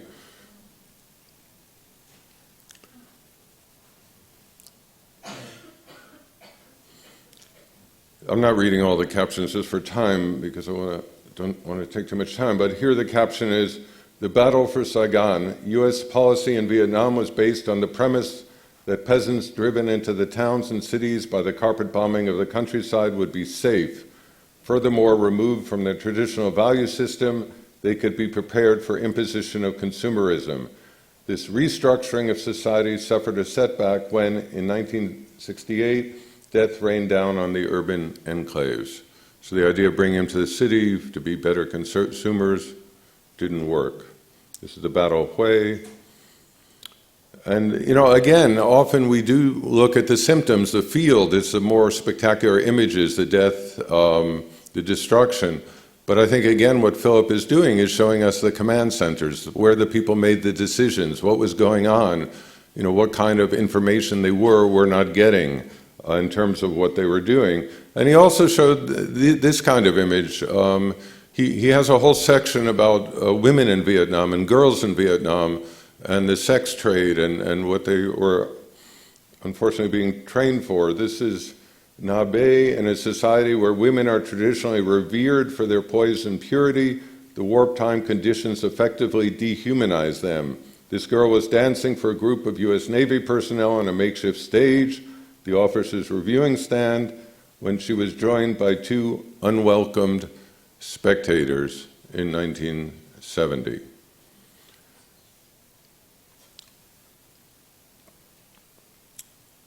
And here, the caption, "A beautiful daughter can be a bonanza for a poor family. She can sell, quote, girly paintings until she grows old enough to join her sisters." So again, he wasn't just looking at the battlefield. He wasn't, he didn't have blinders in that sense. He was looking at the effect on much greater part of the society. The pilots never saw the faces of those they killed and maimed. If you read Philip Slater, the sociologist, he talked about how the fighter pilots were 35,000 feet in the air and they never saw the people. And Philip made that point, and not only did they make the point, but he used a kind of montage here to put the fighter pilot together with a person who had been napalmed. And with it is probably the worst caption I've ever read. I've been doing this a long time. I won't read all of it, but the 1966 discussion by a pilot of napalm that he cites is horrific. Quote, "We sure are pleased with those backroom boys at Dow. The original product wasn't so hot." Then he uses a disparaging name for people from Vietnam.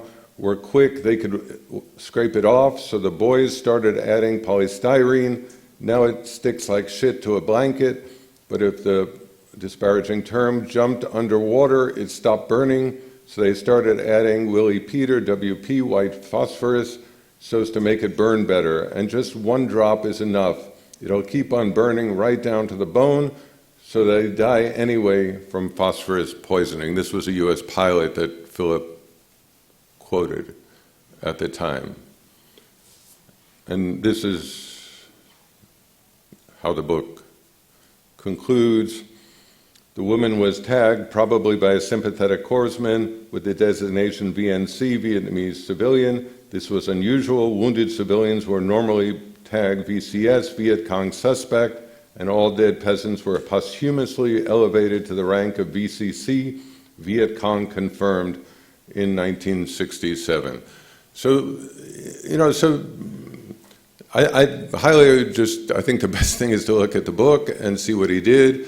A lot of people today are working, books on Monsanto, books on Guantanamo Bay. there are many, many documentary photographers now working, what's called conceptual documentary, based on systems, not on symptoms, that Philip did in 1971. So I thank you very much.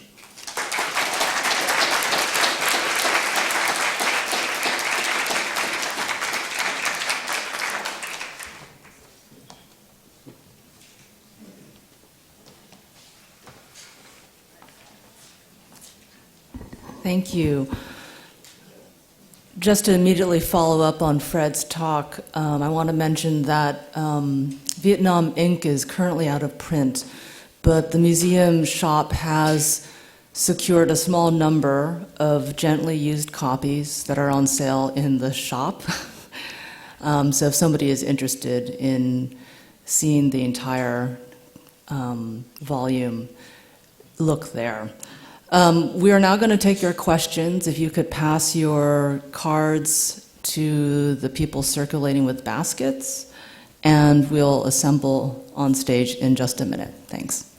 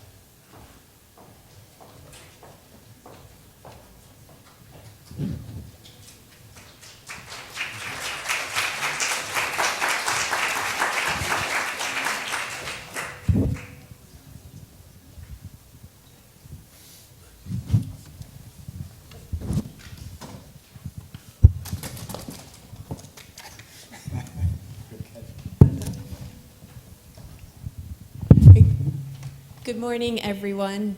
Can everyone hear me all right? My name is Kate Markowski. I'll be moderating the Q&A for this first session. I wanted to start by saying thanks to all of you for being here for this morning of really terrific talks, and also thank you to our speakers for a really terrific start to the symposium. One that I think really drew out the sort of various perspectives from which and the different media in which artists are engaging with the conflict, and also a lot of the really interesting crossovers between those media and those perspectives, all of which is also beautifully on display upstairs. So I've been tasked with asking a first question of our speakers, and then I will move to the questions that you have submitted. I'm reading those aloud, and we'll try to get through as many as possible. So I thought we could start just in the order of our speakers. So with Mignon, thank you so much for your paper, and also, of course, for your wonderful catalog contribution, which I would encourage everyone to take a look at. So this morning we heard about John Lennon and Yoko Ono, about Nancy Sparrow, Carolee Schneemann, but I know from the catalog that there are other figures who sort of play a role in this thorny interplay between sex and love and war. And I wondered if you might take a few minutes to talk to us about some of those other artists whose work sort of fits within this matrix for you. Yes, thank you for that suggestion. Maybe just to open up a little bit of a dialogue between us, I could mention the work of Yayoi Kusama and some of the work that she did in the streets of New York, particularly a series from 1968, which she called Anatomic Explosions, where Kusama brought small groups of people, sometimes trained or untrained, to landmarks in the city. This was during the period of the 1968 presidential election, and the figures that she brought to the streets were doing something very different from what you're describing in terms of guerrilla theater. They were stripping, appearing nude, trying to avoid contact with the police. For the most part, not seen by large groups of people. She was using the press. Photographers were invited, so there were kind of press releases to invite people to come along who could photograph and ensure that these events would be publicized through the mass media. And they had an extraordinary kind of saturation into newspapers across the country. So one thing that made me kind of think of Kusama's interventions as I was listening today is first, Melissa, when you brought up Ankawara and the idea of those artists who were responding to the war, who were not Americans or American-born. And so Kusama had been born in 1929 and had lived through the Second World War in Japan. So the kind of way that she was thinking about the question of violence and the implications of war probably would have led her, certainly did lead her, very far from the idea of something like the use of blood or guerrilla tactics. She, through this name, as I'm sure you're already thinking, Anatomic Explosions, wanted to reference the relationship of atomic war to the war in Vietnam.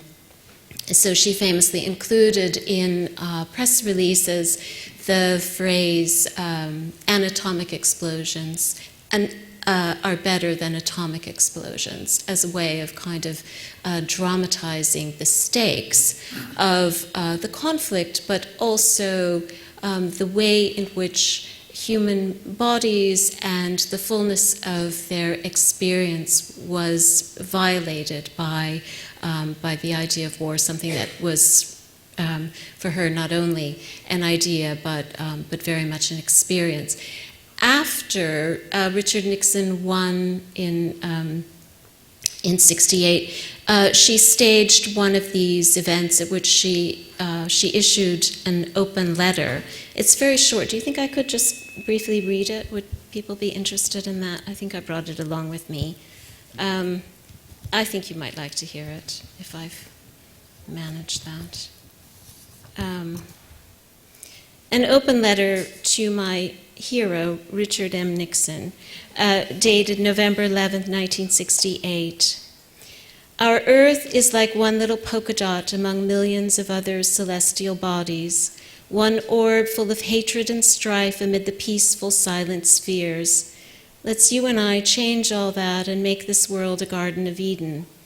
Let's forget ourselves, dearest Richard, and become one with the Absolute, all together, all together in the altogether. As we soar through the heavens, we'll paint each other with polka dots, lose our egos in timeless eternity, and finally discover the naked truth. You can't eradicate violence by using more violence. This truth is written in the spheres with which I will lovingly, soothingly adorn your hard, masculine body. Gently, gently, dear Richard, calm your manly fighting spirit, signed Yayoi Kusama. And as the New York Times duly reported in a straight news story, the open letter was handed out to passersby on the street in Lower Manhattan, where her anatomic explosion after the election was staged. So I offer that as an example of another dimension, perhaps, of performance that was taking place in response to the war, and those images are included in the exhibition, so you can can see many of them for yourselves. So that's just one other artist, but there are so many. Thank you so much. I think this is a nice segue into the question precisely of guerrilla theater. So I was really struck by this line in Ortiz's writings where he says, "Do not include press, bring your own photographer," right? And then you're showing us there are these two images we have of this single event, one of which is incredibly small. And Melissa might be able to speak to this as well. Sort of one of the issues with a show like this is how do we incorporate, right, this medium, this type of art that's so essential to the moment, and yet what do we have of it? What can we show? What are we talking about when we turn to it? And so with that in mind, also thinking about this description of guerrilla theater as, I think, as clear, striking, meaningful. So it's meant to have this immediate impact, right? But I'm wondering if you could talk to us a little bit about whether there's any understanding of that impact as a lasting one and what that lasting would look like. In other words, is this meant to have an impact at that moment for those who are there, or in some way or another, be it through photographs, news stories, and so forth? How is it meant to ramify moving forward, either at that moment or even today, we could say? Yeah, I think that's the interesting issue. I mean, a lot of process-based or performance-based work that we engage with now through exhibition has been converted into an object, either as a photographic print or as the kind of artifacts of the event themselves. So you think of, say, Chris Burden's work, where you can buy a nail, right? And I was always intrigued by that in terms of Raphael's work and guerrilla theater more generally. Like, they were not trying to impress the press. They weren't trying to get into that. They ended up there, and you can see, there are two images that end up. And I can't even find these images through the services that sell them, right? Because they were so kind of tangential to that. And then looking at the TV coverage of the march in Washington that he was part of, you see the presence of a lot of other artists and art groups there as part of it, but they're kind of talked around. They at once kind of create a focus of visual fascination, but then the story is something else. And I think what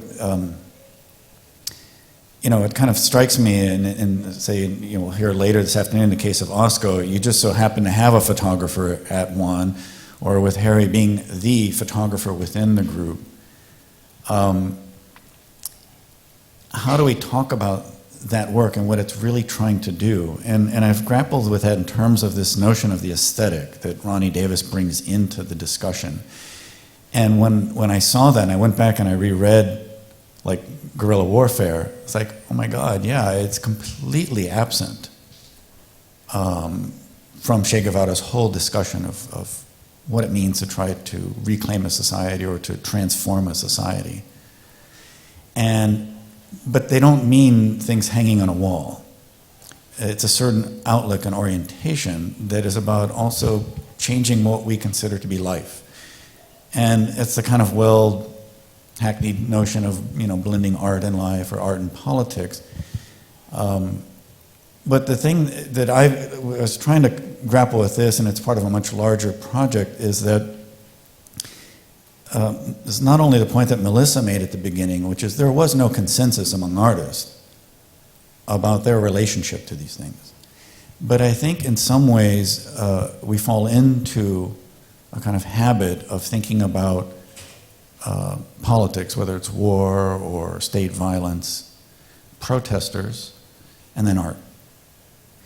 And in my own work, I mean, I start as somebody studying cinema, and then doing this in the context of Chicano studies or looking at the kind of Chicano community. What you see in this time frame is all of these things were together, and not as a seamless whole, but they were all in a dynamic relationship with each other. And they only become kind of professionalized and parsed out at the back end. And it's a different kind of thing to think about.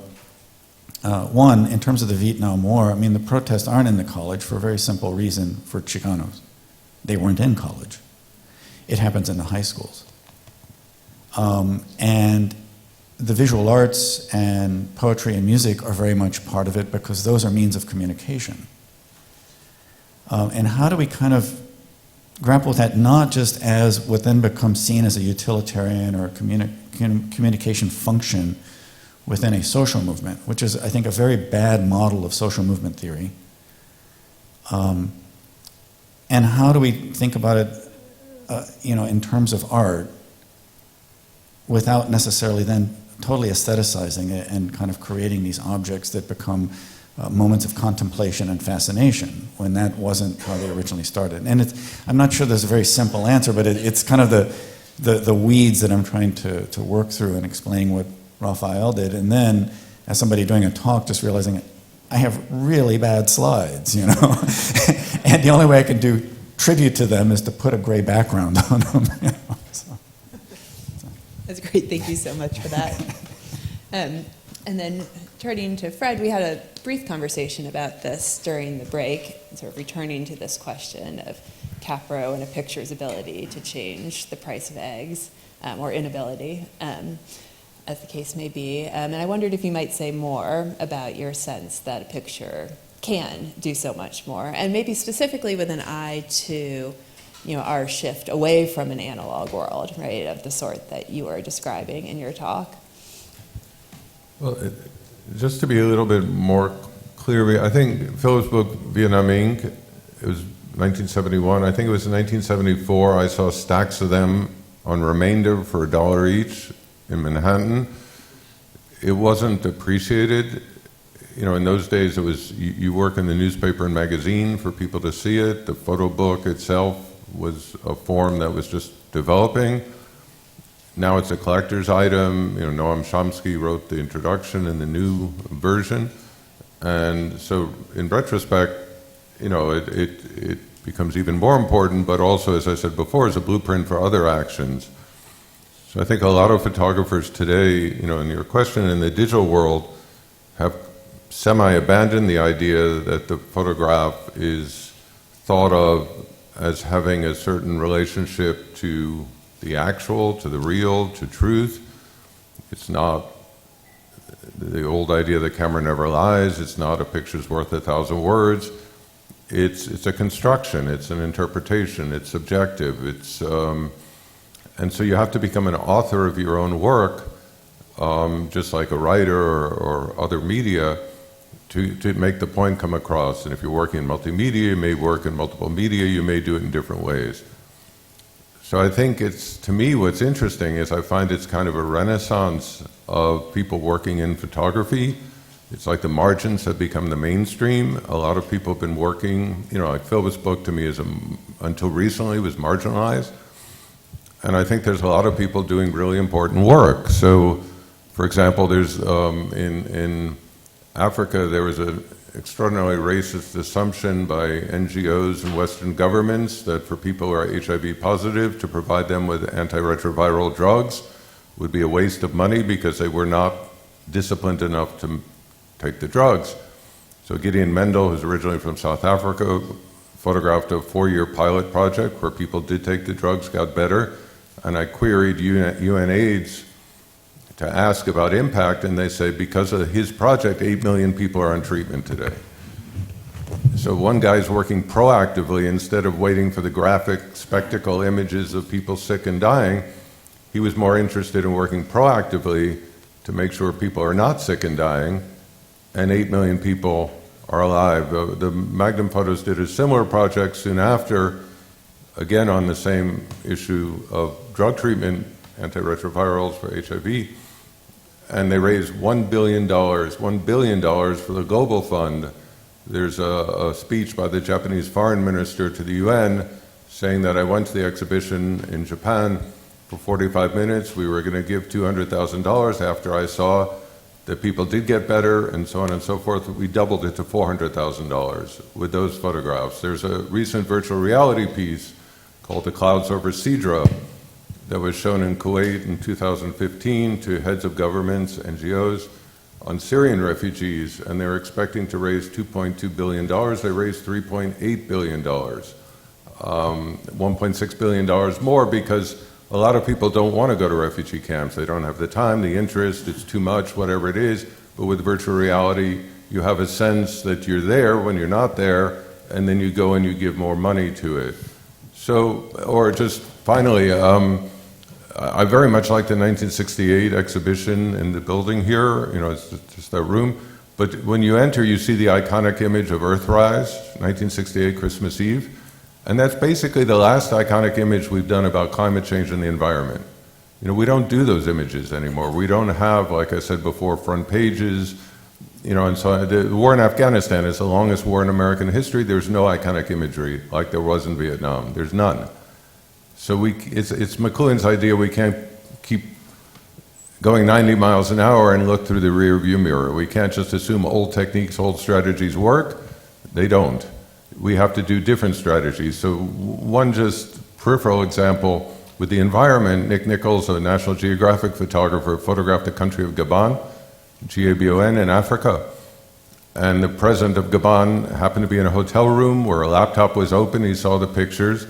And because the road system there isn't as developed, he hadn't been able to see so much of his own country. And he declared 13 national parks. So those photographs, 11% of Gabon is now protected because of this one guy's work. And half a mile out into the ocean is now protected because of this one guy's work. So you can do stuff, but it's not always the way, you know, people did it in the Vietnam War, during the Vietnam War in terms of newspapers and magazines. But a lot of people are trying to get things done in different ways with different degrees of success. It's not easy, but they're doing it. Thank you. So we have a question here that I think picks up on some of the threads that are already running through the conversation, and it is this. I think we could take this as directed to the group, really. So there seems to be a suggestion that what is most violent or visceral is what makes an image a spectacle or spectacular. However, aren't the most violent forms images often the most non-spectacular, insidious, i.e. spectacle as easily consumable? I think it depends on the context. And I'll just say this because I can't get it out of my mind. It's more like an image worm than an earworm. But Fred's talk really kept bringing me back to the most viewed Instagram image ever, which is, of course, of an egg.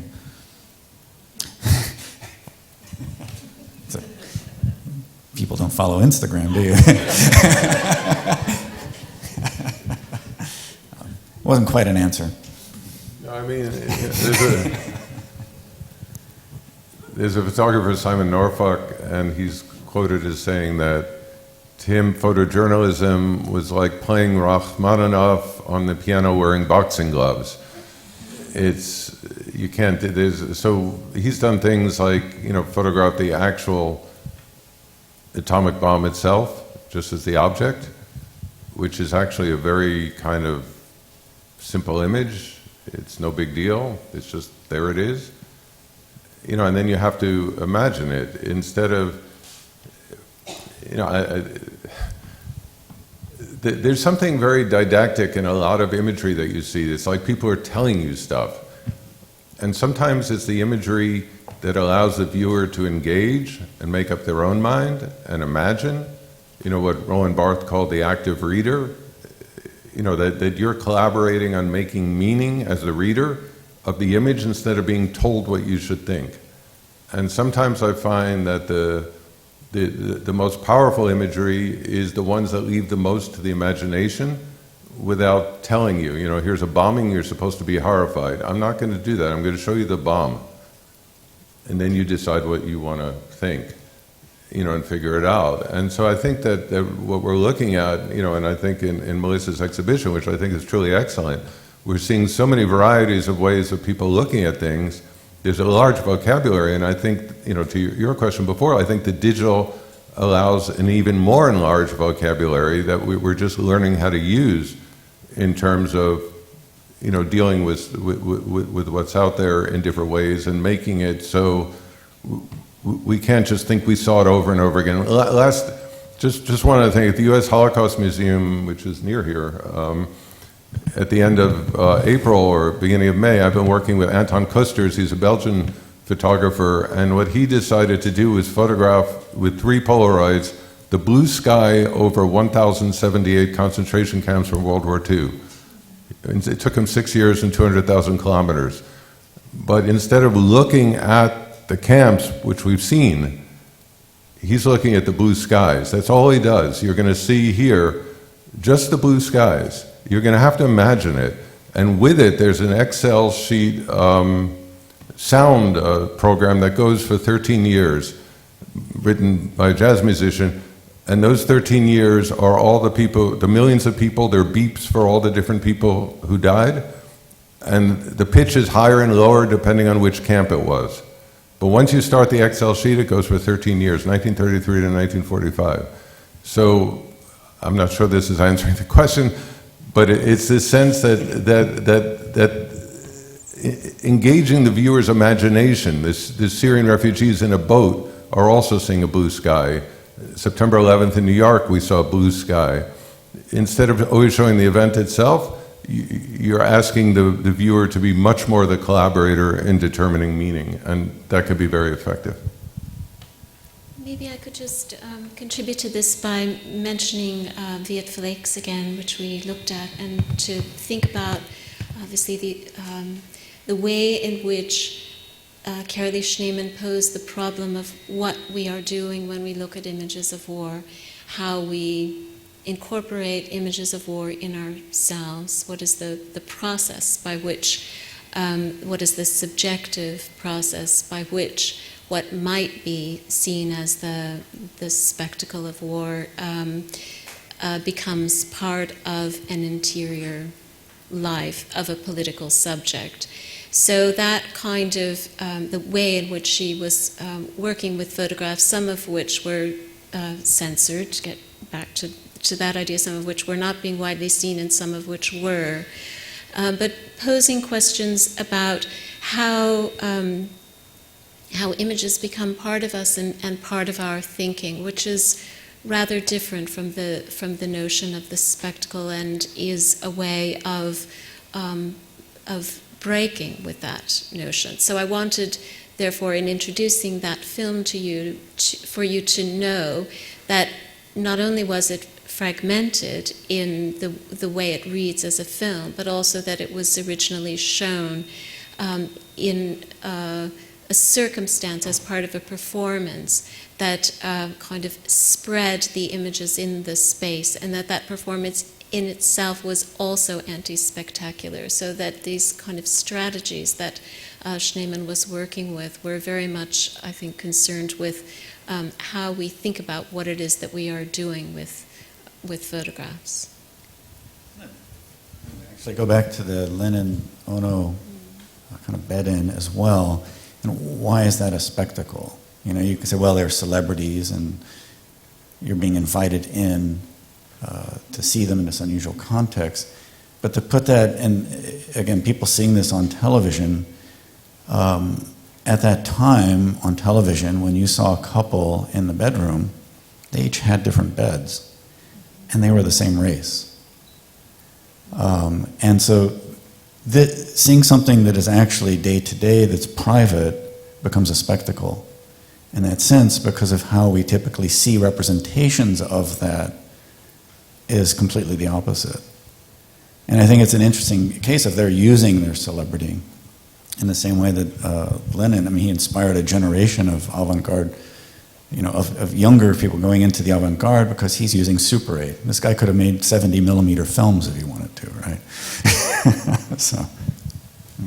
Yeah, I mean, I think this idea of wanting to think about the everyday, and although they were, as you say, using their celebrity in order to reach a wider audience, but to invite the audience to think in terms of how the everyday can be politicized, and how individuals take responsibility for war.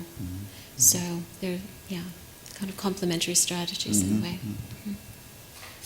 And we have another question that circles, I think, back to this in a different way, dealing with sort of questions of empathy and identification for Mignon specifically. Sparrow's position of thinking as a mother and Schneemann's appropriation of photos of traumatized Vietnamese bodies recalls the more recent controversy around Dana Schutz's open casket. Are there criteria, activism, political climate, that make one act of artistic empathy or identification with a traumatic subject more legitimate than another? Yeah, well, I mean, with Sparrow, one thing that I think, oh, thank you for the questions, whoever is asking them. It's funny, you don't know, so, but they're very interesting questions, so I want to be sure to acknowledge that.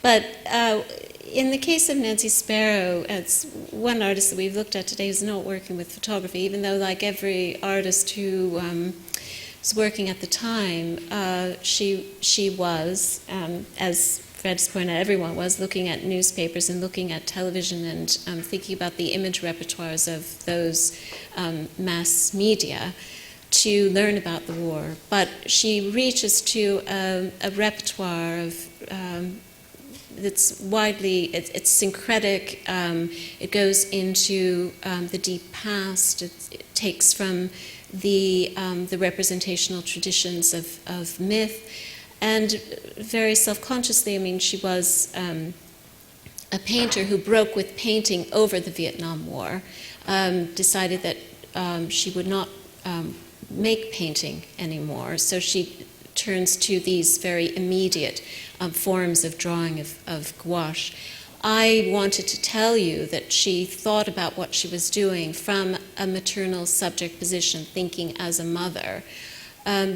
Not because I think that's something that the work necessarily announces, but that it is a way of opening up questions about the positions from which people were making and from which they were thinking. And for Sparrow, it's very much a matter of entering into the violence of the war imaginatively, and not only addressing what one might see in a photograph, but really taking on the problem of violence.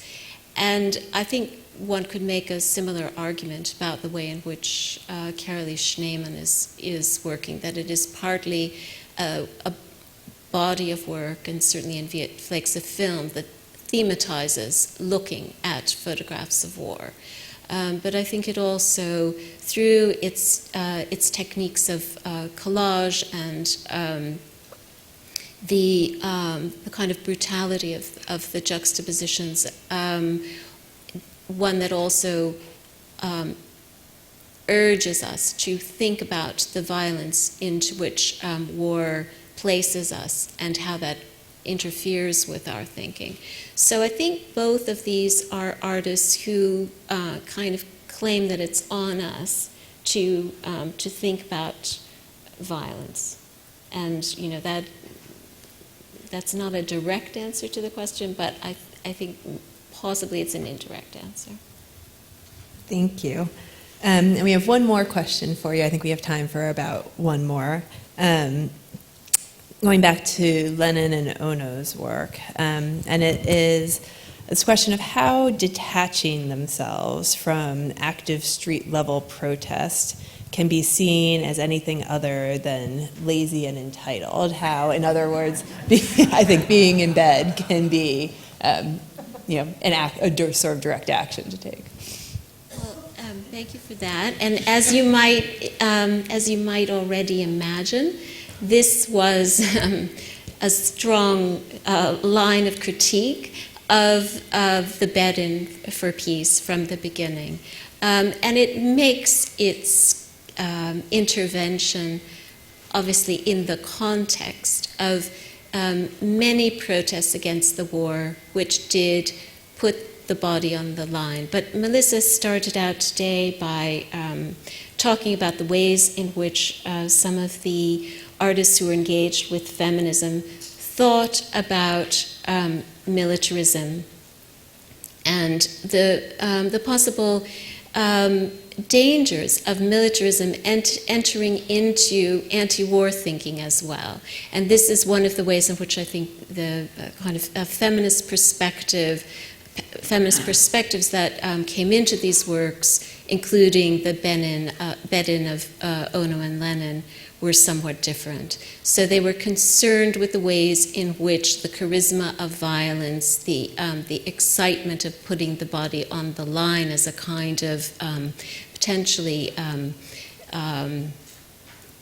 a form of making oneself the object of violence of the state and doing the state's work for it, but also of entering into a kind of imaginative complicity with militarism, might be effects. Now, this was in *69, so already it's pretty far into the war, and I think there's also a way of thinking about as we've discussed already today, the sense of ever-increasing militancy that they wanted to offer a space to think about. So I think it is very much a work that offers us the possibility of thinking about, again, what is in us that needs to respond to war. You might want to say something about this because it's quite a different way of approaching it than. Yeah, actually, it's interesting because I think that in, say, Ortiz's work, and it would overlap with Ono and Lenin in a very peculiar way after 1970, which I'll maybe end with, is do you see war and violence as a state of exception? Or do you see it as really, in some ways, expressive of things that are inherent in kind of being human? And depending on that, it kind of leads you in different directions in terms of the solution. And Raphael, as somebody who actually was participated in a study of creativity in the White Institute, which is the kind of major entry point for neo-Freudian psychoanalysis in the United States, you know, he's thinking in terms of kind of the inherent violence within the kind of human subject and the ways in which deviating, say, from a Freudian model of a kind of regulation of that, how do you express that? How do you acknowledge that as being just part and parcel of who we are as a response to war, as a response to violence? A performance he does in 1966 at the Destruction and Art Symposium then inspires Art Janoff to develop primal therapy, and one of the first patients were Yoko Ono and John Lennon, 1970, which led to that subsequent album that John Lennon did that was all about his mother. You know, so it all comes full circle in that way. But I think they're kind of, prior to that, they're on the other side of that perspective, which is really that violence is out there in that sense. So. Thank you. I think we're going to wrap it up there. Thank you all for your questions, and please join me again in thanking our speakers for a great morning.